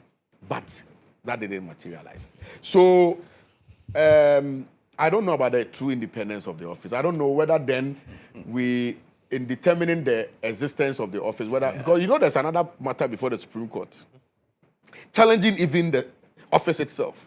Yes. You see? So with this one, now that the purpose for which the office has been defeated, because the office is supposed to be independent, and now the Supreme Court says you can't be completely independent, then what becomes of the office itself? Right. Then is it important for us to even have the office to begin with? So these are matters that I believe... Interesting perspectives there. Prof? Yeah. I think that my advice to Ghanaians in general and to our legal luminaries and those who are vexed with the law is that they ought to sometimes pay more attention to what is happening in Parliament. These were raised in Parliament, yeah. Yeah. These were all raised at the time this law was coming in. Yeah. And you see, sometimes politicians, and when I speak, people ask me that I forget that I'm not a politician. When politicians are trying to solve an issue, the hard solution, they will dodge it and use the soft solution. At the end of the day, it amounts to nothing. If you ask my candid opinion, this whole fuss about Office of Special was just for someone to show that I'm fighting corruption. To tell the people I have been the first person to pass a law that's going to fight corruption, when the person knows very well this was being passed under a president that was a lawyer, who knew that per this constitution, you cannot create any other office to be so independent to prosecute. So if the president really wanted at the time, and they really meant it, if the cabinet at the time really meant it, they should have first come to tackle this part of the constitution. But what they did was throw some dust into everybody's eyes. We all applaud them. They're the government that has come to fight. And in particular, and it's part of the reasons why personally I have issues with a lot of policies of NPP. Because they focus on the sloganeering, they focus on what will carry the masses along, create beautiful names for it, and at the core of it, when you go and look at it, look at free SHS. We had so much noise about free SHS. There was no written law or anything. When they were about leaving, then they were struggling to find something to codify what is supposed to be. There's no policy document, yeah. Nothing. A major document like Agenda 111 came up. So much noise, pleasing everybody, when there was no plan on how we will finance it. I mean, I'm not a lawyer. I work on the Subsidiary Legislation Committee of Parliament, and I've learnt the law a bit from that work. When you read it, Article 88, the Attorney General, there shall be an Attorney General who shall be the Minister of State and the principal legal advisor to government. Clause 2 says that the Attorney General shall discharge all other duties, blah, blah. 3, he shall be responsible for initiation and conduct of all prosecutions of criminal offenses. 4, all offenses prosecuted in the name of the Republic of Ghana shall be at the suit of the Attorney General or any other person that he has authorized. Yeah. How is it possible that with all this clearly spelled out, then we've all agreed as a nation that this is our supreme law, that you think that you pass an act of parliament to establish an institution and claim that institution is independent, and we all celebrate it? Countries that have independent prosecutors, they are so created as independent prosecutors. And their constitution observes same. So the hard solution to this, really, if the real intent was to create somebody that would be independent of the politicians and able to prosecute, is to have come to this law and make a change and create this office that has power. But as it is now, I mean, it's much ado about nothing. In reality, all prosecutions in this country is the duty of the Attorney General. He can delegate it to people. He has delegated it to the police. He has delegated it to IOCO. He has delegated other people. It's the same delegated power that the OSP has. Nothing more, nothing less. So for you, there's nothing like independence. Where's the independence? The Office of the Special Prosecutor. Where is the independence? Where is the independence when everything you are doing is a power that somebody has delegated to you? It flows from a stream. The person can tell you, stop. And you must stop. And you must stop. Can tell you, don't do this. and you must not do it. Bring your and you docket. say you are independent. Where is the independence? Bring your docket. So, I mean, I think we all know the truth. If Ghanaians really want that kind of creation, we have an opportunity now. Constitutional review has been on our decks for a long time. Each time, white paper is produced, committee report, and nothing happens. I'm trusting His Excellency John Dramani Mahama, the legacy president, one who is changing different aspects of our country, to touch this constitution of about 30 years in existence. We have the numbers in parliament to be able to change some aspects of the constitution that do not require referendum. And those that require referendum, if properly explained to the population, I think people will even support those changes. One of them is perhaps this one. That if we truly want to have an independent person to be able to prosecute crimes associated with politically exposed persons, yeah, the person should have authority from the constitution and separate from the Attorney General. Until we do that, then we either have to have a way where the Attorney General is somebody not appointed by the president. But if we continue in this manner, I mean, we can't do things the same way and expect a different result. I am convinced in my mind that the whole creation of Office of Special Prosecutor was a political gimmick, just to tell people we are doing something to fight corruption. And then people will applaud, and then, hey, we've done it. And there are several creations like that I have seen, where they come up, oh, we have done this. Then we all clap for them without looking at the details. Yesterday, when we were passing the new Cocoa Board bill, it's one of the things that took us to this morning. And some of the argument we had that had to delay us was that everything you do, you must make sure that it doesn't conflict with the Constitution. Yeah. And you also have to look at existing laws. So there was an issue where we were debating for almost an hour. There's an act from the Minerals Act that says the minister, on behalf of the president, can grant license for people to mine. Yes. All minerals in this country is in the Constitution, is vested in the president, right? So the president determines who can mine, who cannot mine. We are passing a law which is going to subservient to the Constitution to protect cocoa farms. Now, question is, okay, if the president or through his minister grants someone permission to go and mine somewhere, and there's a cocoa farm there, and we pass a law that says that you should not do any mining activity within 500 meters of a cocoa farm, which will reign supreme. And you realize that you come back to the fundamental thing, which is the Constitution. What we are passing in Parliament is subject to this. So they will indicate they are subject to. Yes. You get it. And so when these things are being done, that's why I said I encourage people to follow closely. I have to come to Parliament. I thank the Right Honourable Speaker of Parliament for this initiative of Parliament TV. Yeah. That is making people now to people see are following proceedings exactly in real what's time. Happening. So if people who had interest and stayed in the night with us would have seen the argument for and against by different lawyers, by all of that, and where we think we needed to go back to cabinet for a policy direction so that there is no conflict. And this is where people should make their voices count.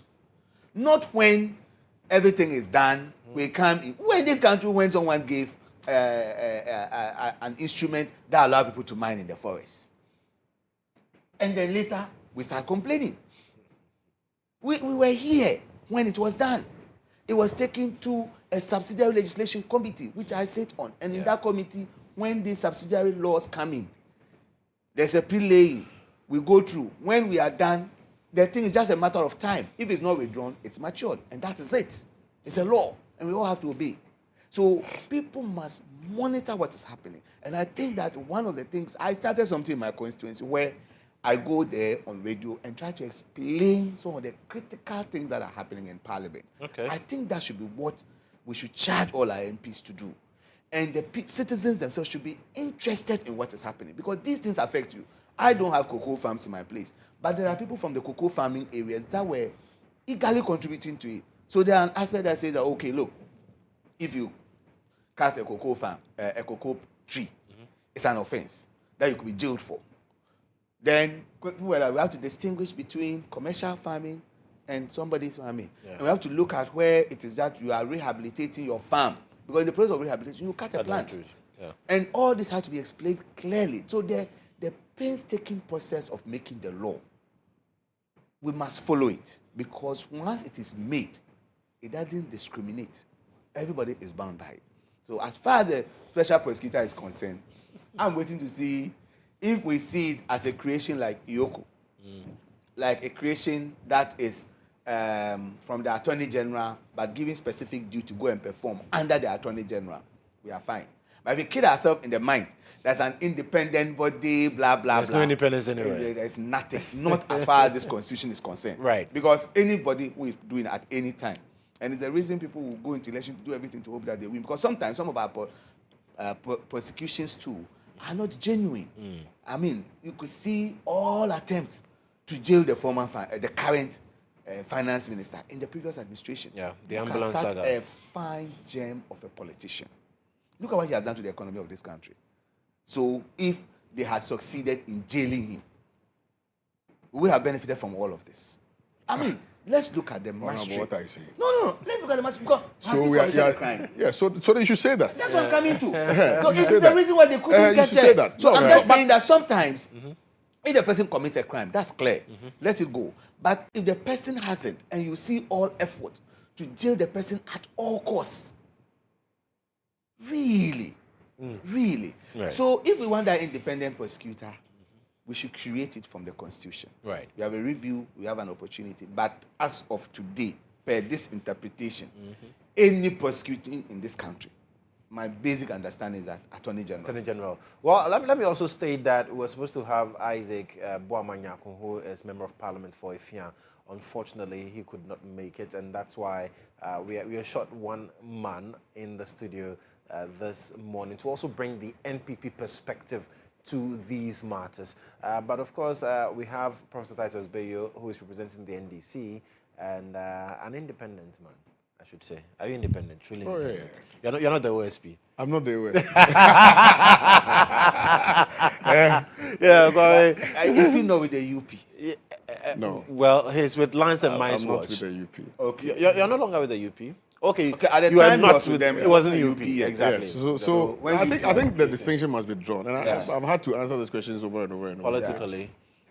I was invited by the Venerable Alan Kodjo Chematin to support the movement for change because of our firm conviction that we have over-relied on the duopoly for over 32 years. Yeah.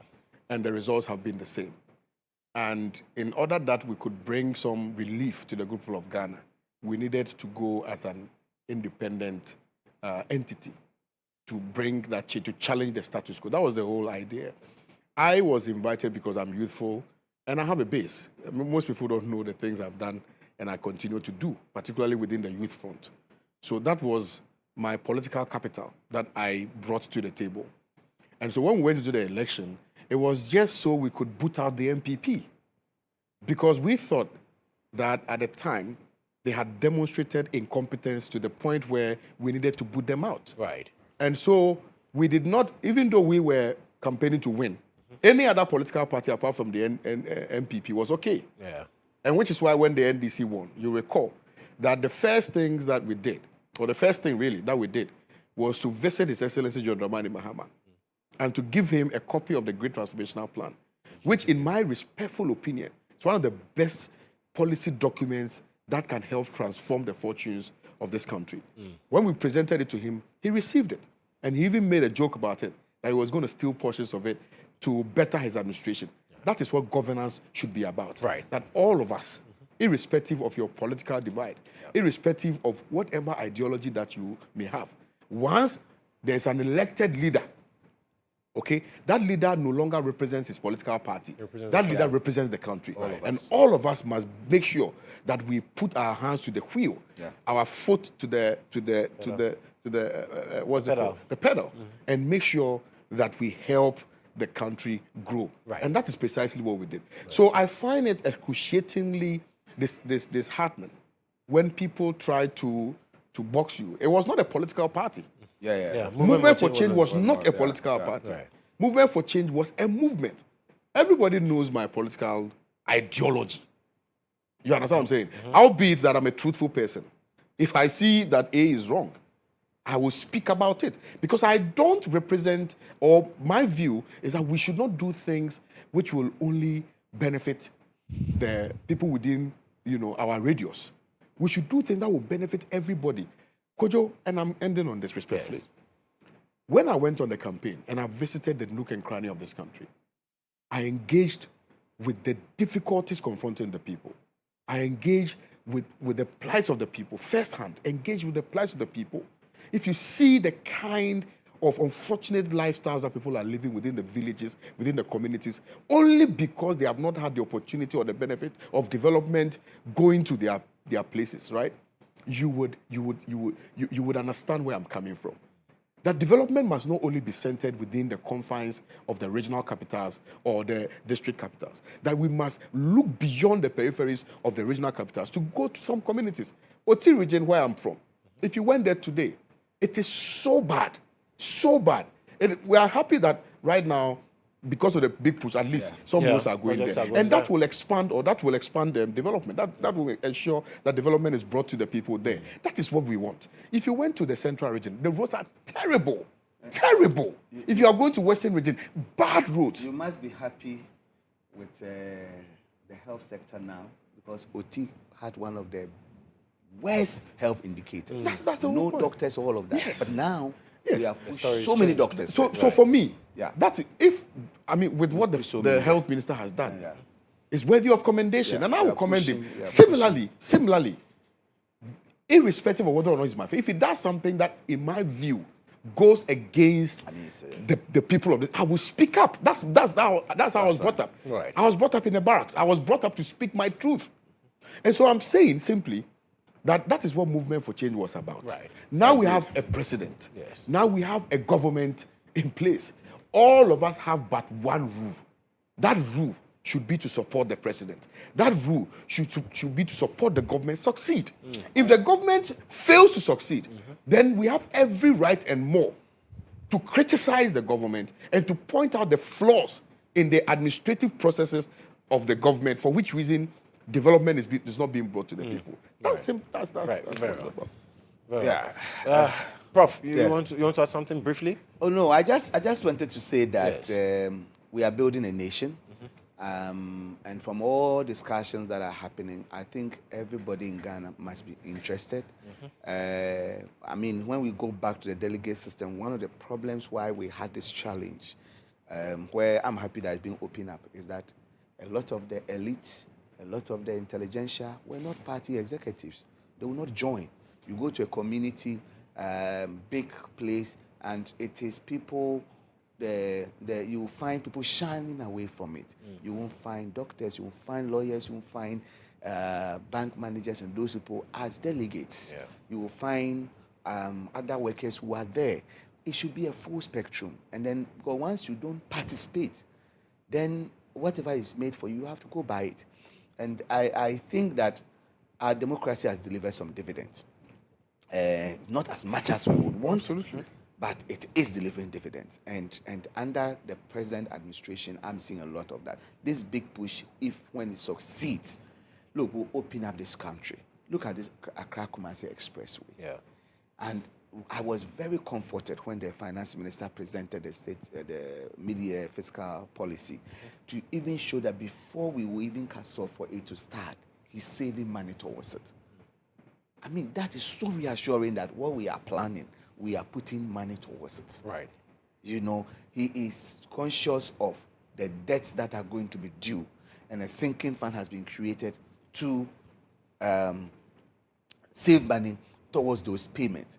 So in a summary, if this is, I don't know, we have more, or this is our concluding comment? No, we would have to talk about the budget briefly as well. Good. Then let me just zoom into the budget before I give to him. Because on the budget, yes, all I would say is that this mid-year fiscal policy, for me, when I sat through the chamber, and I had my opportunity to comment on it, I think the day before yesterday, What I just saw is that I saw a finance minister and his team and the president who knows what they are about, who know where they are sending us to. I saw someone who spoke with confidence, and not just confidence based on nothing, but based on facts and data. The summary of his presentation was that we inherited something that was not too good. If he had stopped there, he would have been lamenting. But he didn't stop there. He told us how he fixed the mess. And that and that is what he calls stabilization. The stabilization was not his destination. We are paying a painful price of stabilization. And that stabilization is just the entry price to take us to where we really have to go to. Right. Which is that we want the economy to grow. Now we are on that growth trajectory to build the Ghana we want. All the indicators are looking good. Understandably so, a lot of Ghanaians are still skeptical because this happens to every political season. New government, first year, 2 years, things look good. Exactly. Yes. But our second year is going to end and things will remain good. He has given us every assurance that he's planning into the future. And that is the bit that I took away. Okay. He's spending prudently. So the accusations that he's not spending, I would debunk that on any platform because he has shown us that he's spending prudently. And I stated it in Parliament yesterday, the day before. He said that if spending means putting money in things like National Cathedral, 90-something million in a hole, then he's not spending. If spending is to build a sky train, we pay that we don't even see bars, columns standing to carry that sky train, then he will not spend. If spending is to give out money that we are doing coverage something and we share to political parties to just go and chop and people come and say, I got this, what did you get? Then Ato will not spend. But if spending is keeping faith with the Ghanaian, spending in the area that we have promised them, then Ato is spending. And it is clear everywhere. Look, let me start from the area of healthcare. Yes. He has spent 1.1 billion Ghana cedis on Mahama cares. Are we feeling the impact? Yes. What impact are we seeing? Kolebu, where I sit as board chair, they've built as a complete new cardiac catheterization lab. If you don't understand it, if you are a family member of our colleague doctor who was being flown from Kumasi because there's no cardiac catheterization lab there, when he himself, an emergency physician, realized he had a heart attack and died before he could reach Kolebu, you understand what it means to have a cardiac catheterization lab. And they are building one in Kumasi, they are building one in Tamale, that will be commissioned soon. If you are part of the families that benefited from 1.5 million Ghana cedis investment directly paying for medical bills from Mahama Care, you will not say that it's not spending. Right? People, 24 patients benefited from complex cardiac procedures. People whose heartbeat is abnormal. Some of them have to carry what we call a pacemaker or something to help their heart to beat normally. Now, colleague Ghanaians from the US came here and because of this cardiac catheterization lab have implanted devices into their heart that they can get normal rhythm and walk around. 24 Ghanaians have benefited from this and they are back to normal life. I say he's not spending. We've retooled Ghana health system with medical equipment worth 500 million cedis. We are not spending. Nursing training allowance, there's no arrears. That's why you're not hearing people demonstrating. We've paid 144 million Ghana cedis to them. No fee stress if you go into the education sector. Yes. People have benefited from it. Payment has been done. Are you saying he's not spending?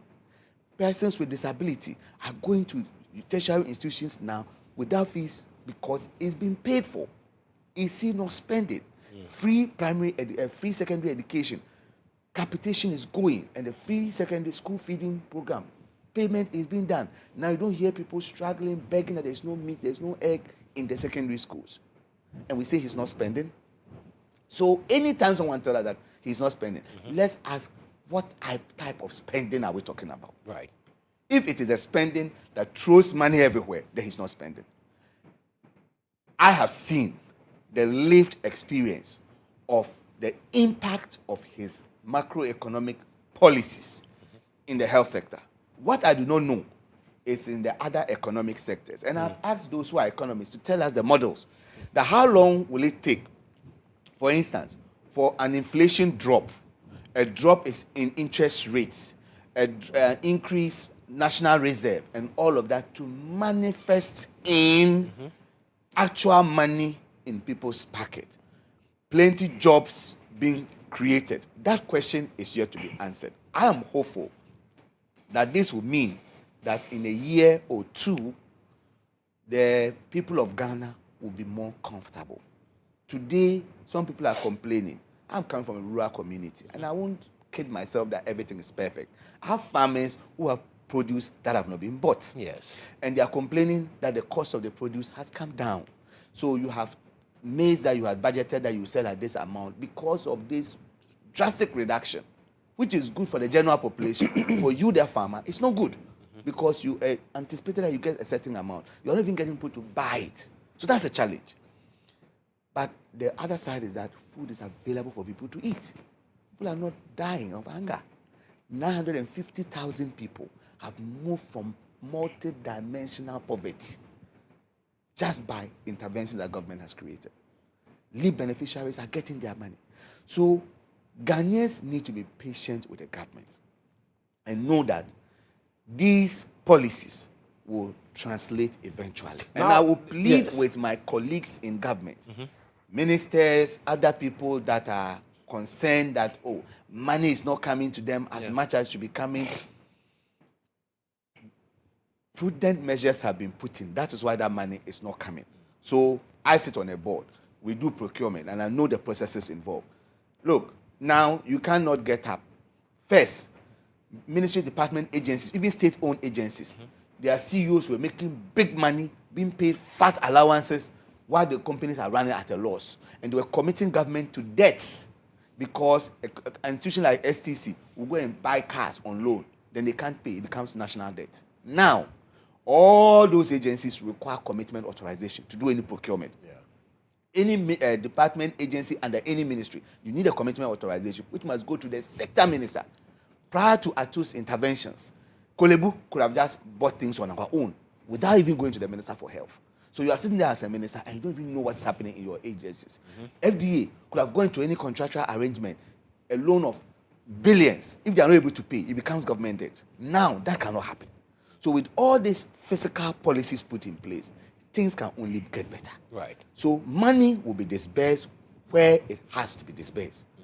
And we have to be patient with the system. If we want things to be better, we must swallow the bitter pill at some point and hope that our ache and pain will go away. And let's not judge for once what the NDC is doing based on what we saw under the NPP. If we do that, then we don't want this country to progress. Right. Because we saw the product of what they did. We saw the product. So we shouldn't judge that, when the NPP was there, money was flowing, money was coming around. That is what we are calling corruption today.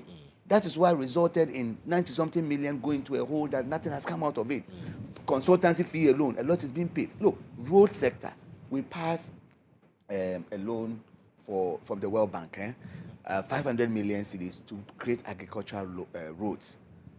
The roads minister insisted that 98% of that money must be used in actual construction. In the past, close to 70% of the amount would have been used for consultancy, workshops, V8, meetings in the Washington, and at the end, 30% will go into the actual work. Right.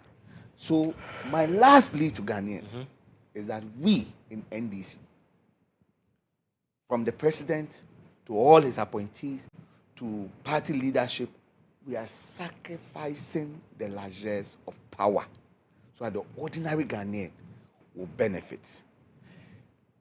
Do not make that mistake of changing the NDC after we have paid all this painful price to bring in people that will just come and loot all what we have saved. Right. We are putting 30 billion in sinking fund to pay debts that they created for us. We could have shared those 30 billion and we'll all be very happy. I could have had enough money to go to my constituency and share to people. But we are not doing that. Right? If we are paying this price, Ghanaians should pay the price with us. Right. Join us. See the positive and don't be convinced by political sloganeering and go and bring back the people that caused the mess that we are fixing. If not, we'll be going in cycles. Right. Where we come and restore all of this, then they come and loot and destroy, and we start again to rebuild. We will never make progress. Very well. Now, Kwame, one of the things that I've heard NPP people talk about is largely the fact that, well, they still did not hear much about the government's much-touted 24-hour economy, 133. It's almost 2 years. We are not seeing any 133 happening. Other issues, yes. Let me preface Yes. my submission by making this point, that as young people and as Ghanaians, we all have a responsibility.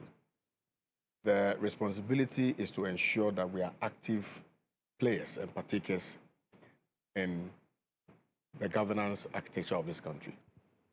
Because when decisions are taken, those decisions largely affect us. When government performs better, the ultimate beneficiaries of the performance of government would be the good people of this country. Yes. So I don't want us to resign ourselves or resile ourselves to engaging in non-logical conversations and resorting ourselves to insults and unpalatable, conversations. Because it appears that the young people of this country, that is what they've started doing. That now we don't engage in intellectual or intellectualism in terms of our politics. Yeah. We engage in insult and insult and insult and insult. And that is why the politicians consistently take advantage of us, because we are vulnerable. When we insult and we don't demonstrate intelligence, what it means is that you lack the ability to process information and you are not intelligent enough to query government if government is not performing well. And also, to conclude in respect of this one, before I come to the question you asked, that we should not also be so comfortable because our administration or our government is in power that we cannot criticize where necessary, and we cannot also contribute where necessary. And to the opposition, that we cannot comment where necessary, and we cannot criticize. I believe we must begin to relook at how we are engaged in terms of politics in this country.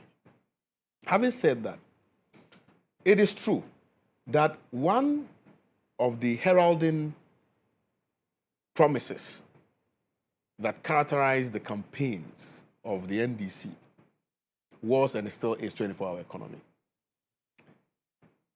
The other has to do also with the Women's Development Bank and several others. But the most important for majority of Ghanaians and also the opposition is the 24-hour economy. Because in the view of the Ghanaian people, that was ultimately going to change the fortunes of the young people in this country. Sure. Particularly because if you look at the unemployment percentage, it is nothing to write home about. We've not really done a lot to ameliorate the sufferings of the young people of this country by way of creating more jobs and creating the enabling environment in order to allow for young business people or young businesses to thrive, right? So in terms of that, we are deficient. There's some deficit there.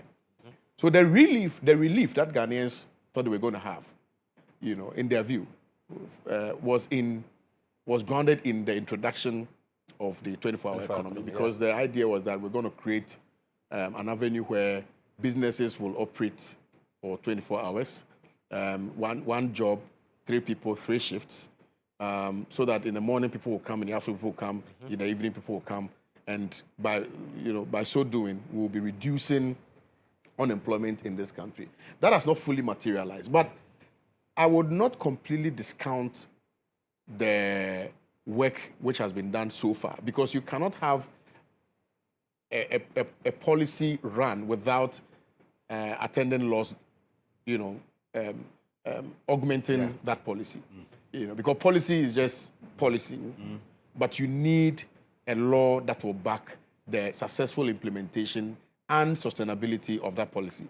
So in terms of the law, I believe right now that the law has been passed, which is now backing the 24-hour office or authority, secretariat to be able to now operate and operate freely. I've not seen the implementation strategy So I may not be able to speak to that. But it's been over a year. I think when was the law passed? I believe this year. So now fully they have the oxygen to operate.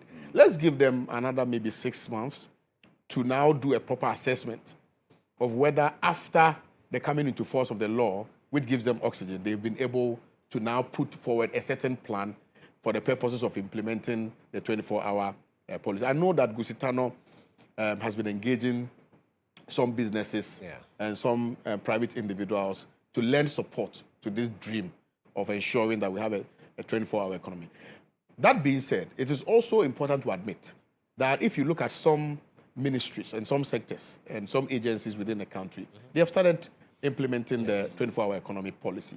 One of such is the Passport Office. Yes, Ghana Publishing as Ghana well. Publishing, DVLA, and a few others. And I believe the Port is also practicing or has started implementing a 24-hour economy. So there's more room for improvement. There's some light, glimmer of hope at the end of the tunnel that once we are able to, once we are able to start fully this whole 24-hour economy, that a lot of other agencies will come on board.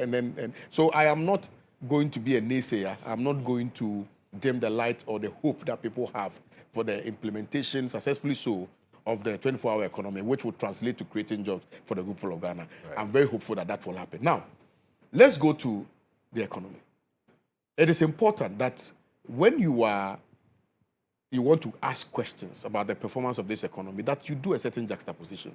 It is always important that you know where you are coming from, where you are, and where you intend to go. Yeah. Now, where are we coming from? And I've always consistently, without any failure, made this point that we are coming from a very dark place.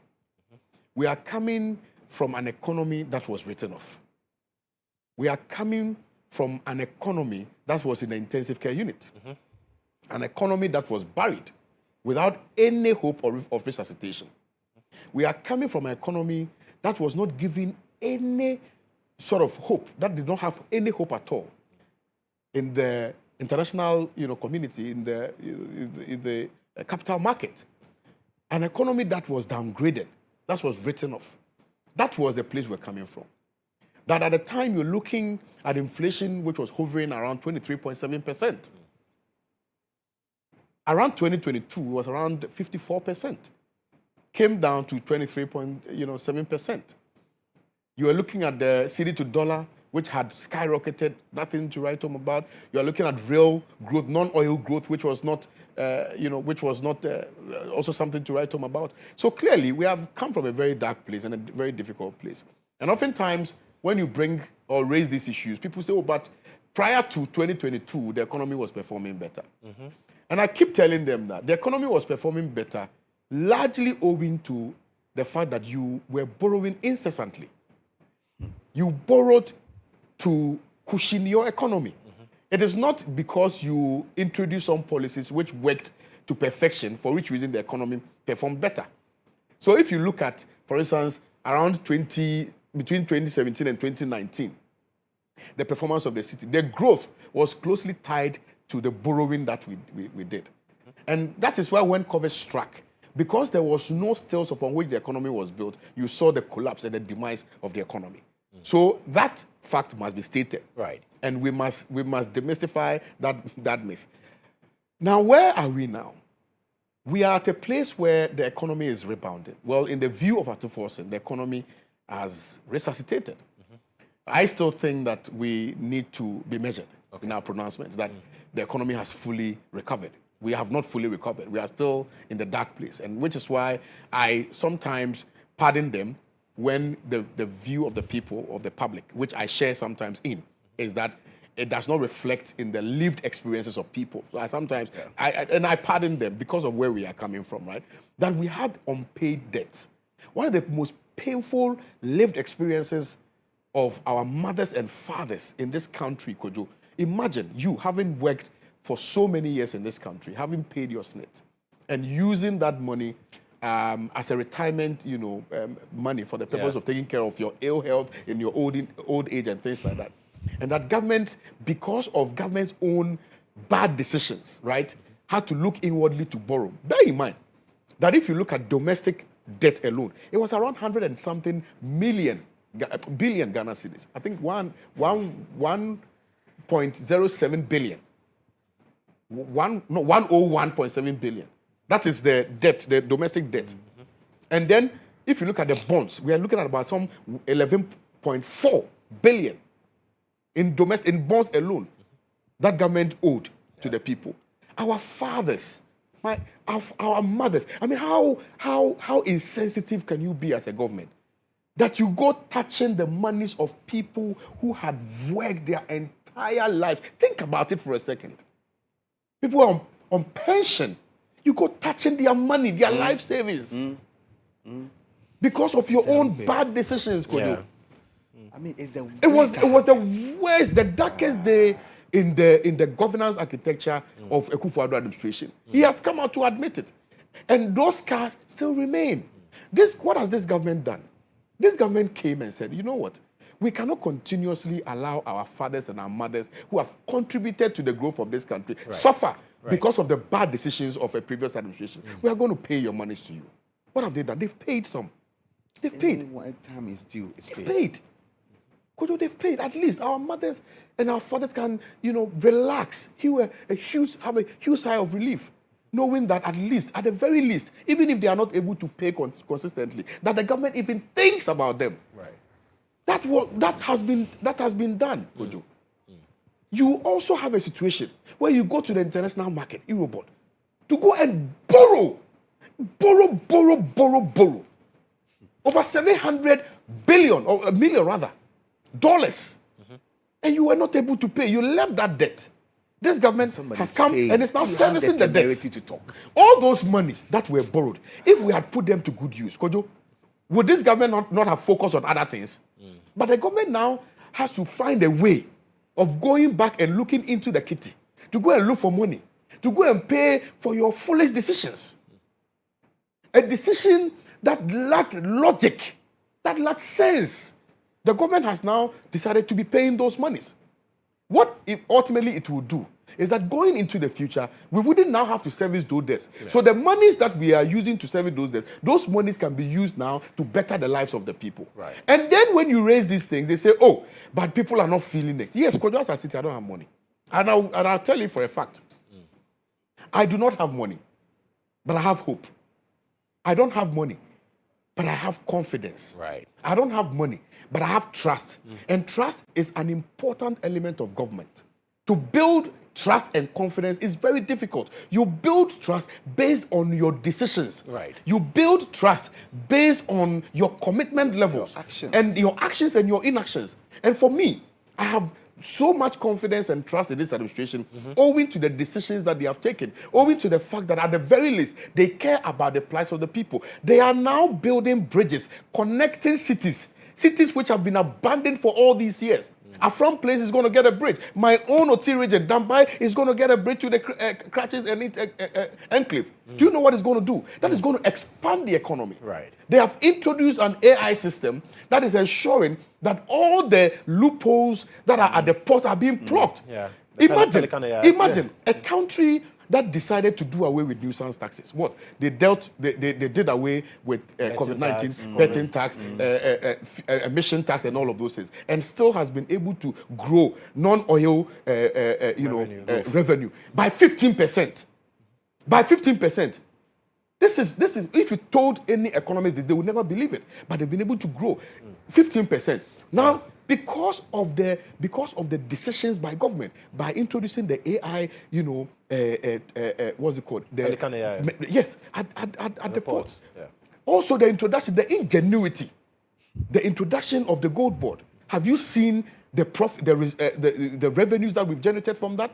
Because I can tell you this for free, Kodjo, that before the introduction of gold board, we had a lot of people smuggling gold out of this country without paying the attendant taxes. Indeed, you even had a situation where people were exporting gold, paying very little tax, and then under taxing, and then going to sell the gold, in Dubai. So I am telling you that they say they receive. Yes. So I'm telling you that the intentionality on the part of this administration finds expression in the content of its execution. Right. And that is what, for me, gives me the hope and confidence. Right. That even though now I don't have money, but I know that tomorrow, I'm starving, but tomorrow, I would have, my belly will be filled. Right. Thank you. Very well. Kwame, thank you. Kwame was with us. So, he's a primary legal practitioner. Your cameraman sat. He's the Executive Director of Lands and Mines Watch Ghana, and Professor Titus Boyo. He's the Member of Parliament for the good people of Lambusie, and also the Board Chair of Kolebu Teaching Hospital. Gentlemen, thank you so much for coming. It's been a really exciting one. Yes, sir. Yes, Charlie, sir. you're going to make some money this morning. No? You see? You're going to MC this program. Yes, Charlie, yes, Mama yes. Jimmy share. Oh, that's true. So I will be with him. Yes, I'm very proud, Coincidentally, actually. I'm chairing the function. He's the chairman for the function. So chairman and MC are here. We will be going very soon. Yes, but Late. No, when you are late, they should blame him. don't blame me for that. So, you know what, let me tell you about Denjimed Dental Clinic, because now if you're looking for quality, affordable dental care, then visit Denjimed Dental Clinic, where they provide comprehensive dental services, including dental examinations, root canal treatment, scaling and polishing, braces, teeth whitening, tooth replacement, dental implants, and so much more. So find any of their branches at Tamale, Accra. Accra, they are the Nungwa main lorry station, and Atomic down near Kwabenya roundabout. In Kumasi, Abripo Junction near Bantama High Street. In Techiman, Magazine off the Kenten Road. In Aflao, opposite the GCB Bank. In Tamale, Tadisco Junction. Koforidia near the Central Police Station. And Atonsu High School Junction traffic light. Denjimed Dental Clinic. It's time to smile again. And Greater Works 2026 is here. What God has prepared for this moment cannot be put into words. And so speaking at Greater Works 2026, we have Pastor Matthew Ashimolo, Bishop Tudor Bismarck, Bishop Ashimolo, yeah. Be quiet every day and say, what are we going to do? Do this, do that. No, God will make a way. Where there seems to be no way. Bishop Michael Koko will also be there. Pastor Paul Adefarison is there, and conference host Pastor Mensah Otable is happening from Monday, the 3rd of August to Friday, the 7th of August, 2026. And the venue is ICGC Christ Temple East. And the morning sessions are from Tuesdays to Friday from 9 a.m. and the evening sessions Monday to Friday, 5 p.m. each night. Special song ministrations by Joe Metal, Once More 6, Nathaniel Bassi, Dunsino Yekan, and the ICGC Mass Choir. Remember, buses will also be available at strategic locations across the city. For more details, just visit www.gwcentral.org. Let's celebrate some birthdays before we wrap up the show this morning.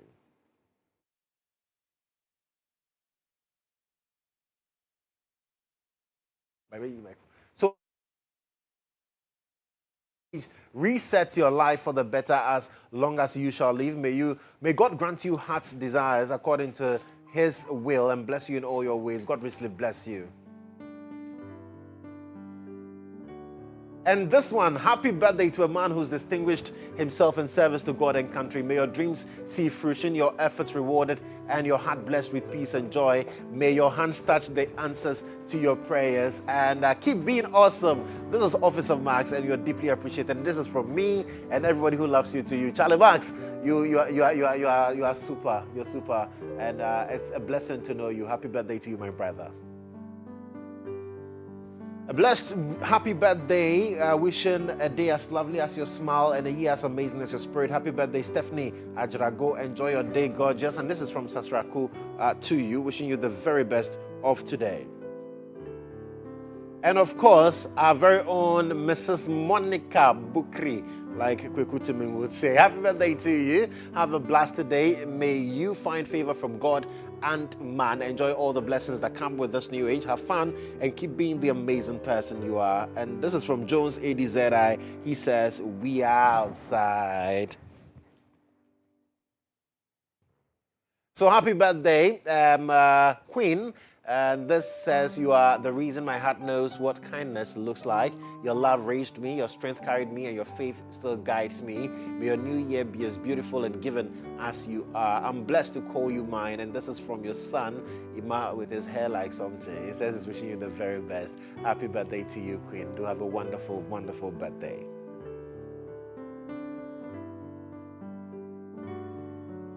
Happy birthday, Tina. May you find favor from God and man. God is going to make all your dreams happen. Keep going. And this is from Jones ADZI to you, wishing you the very best of today.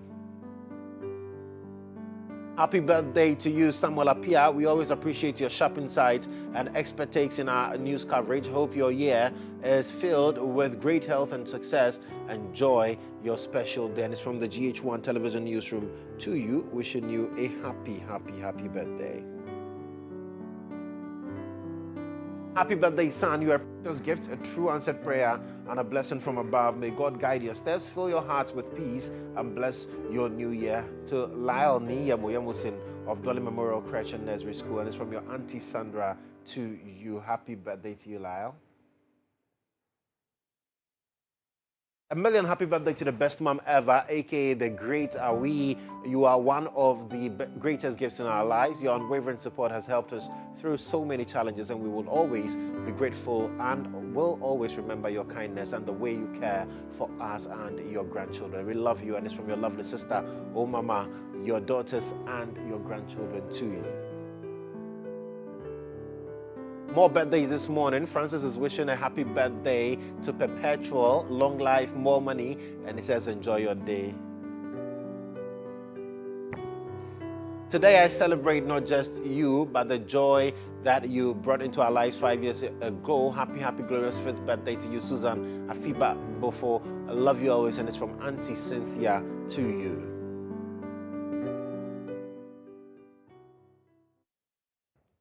So to all celebrants, do have a lovely Thursday. God bless you so much for being a part of the show. God willing, tomorrow we are back for God and Country. Do have a wonderful morning.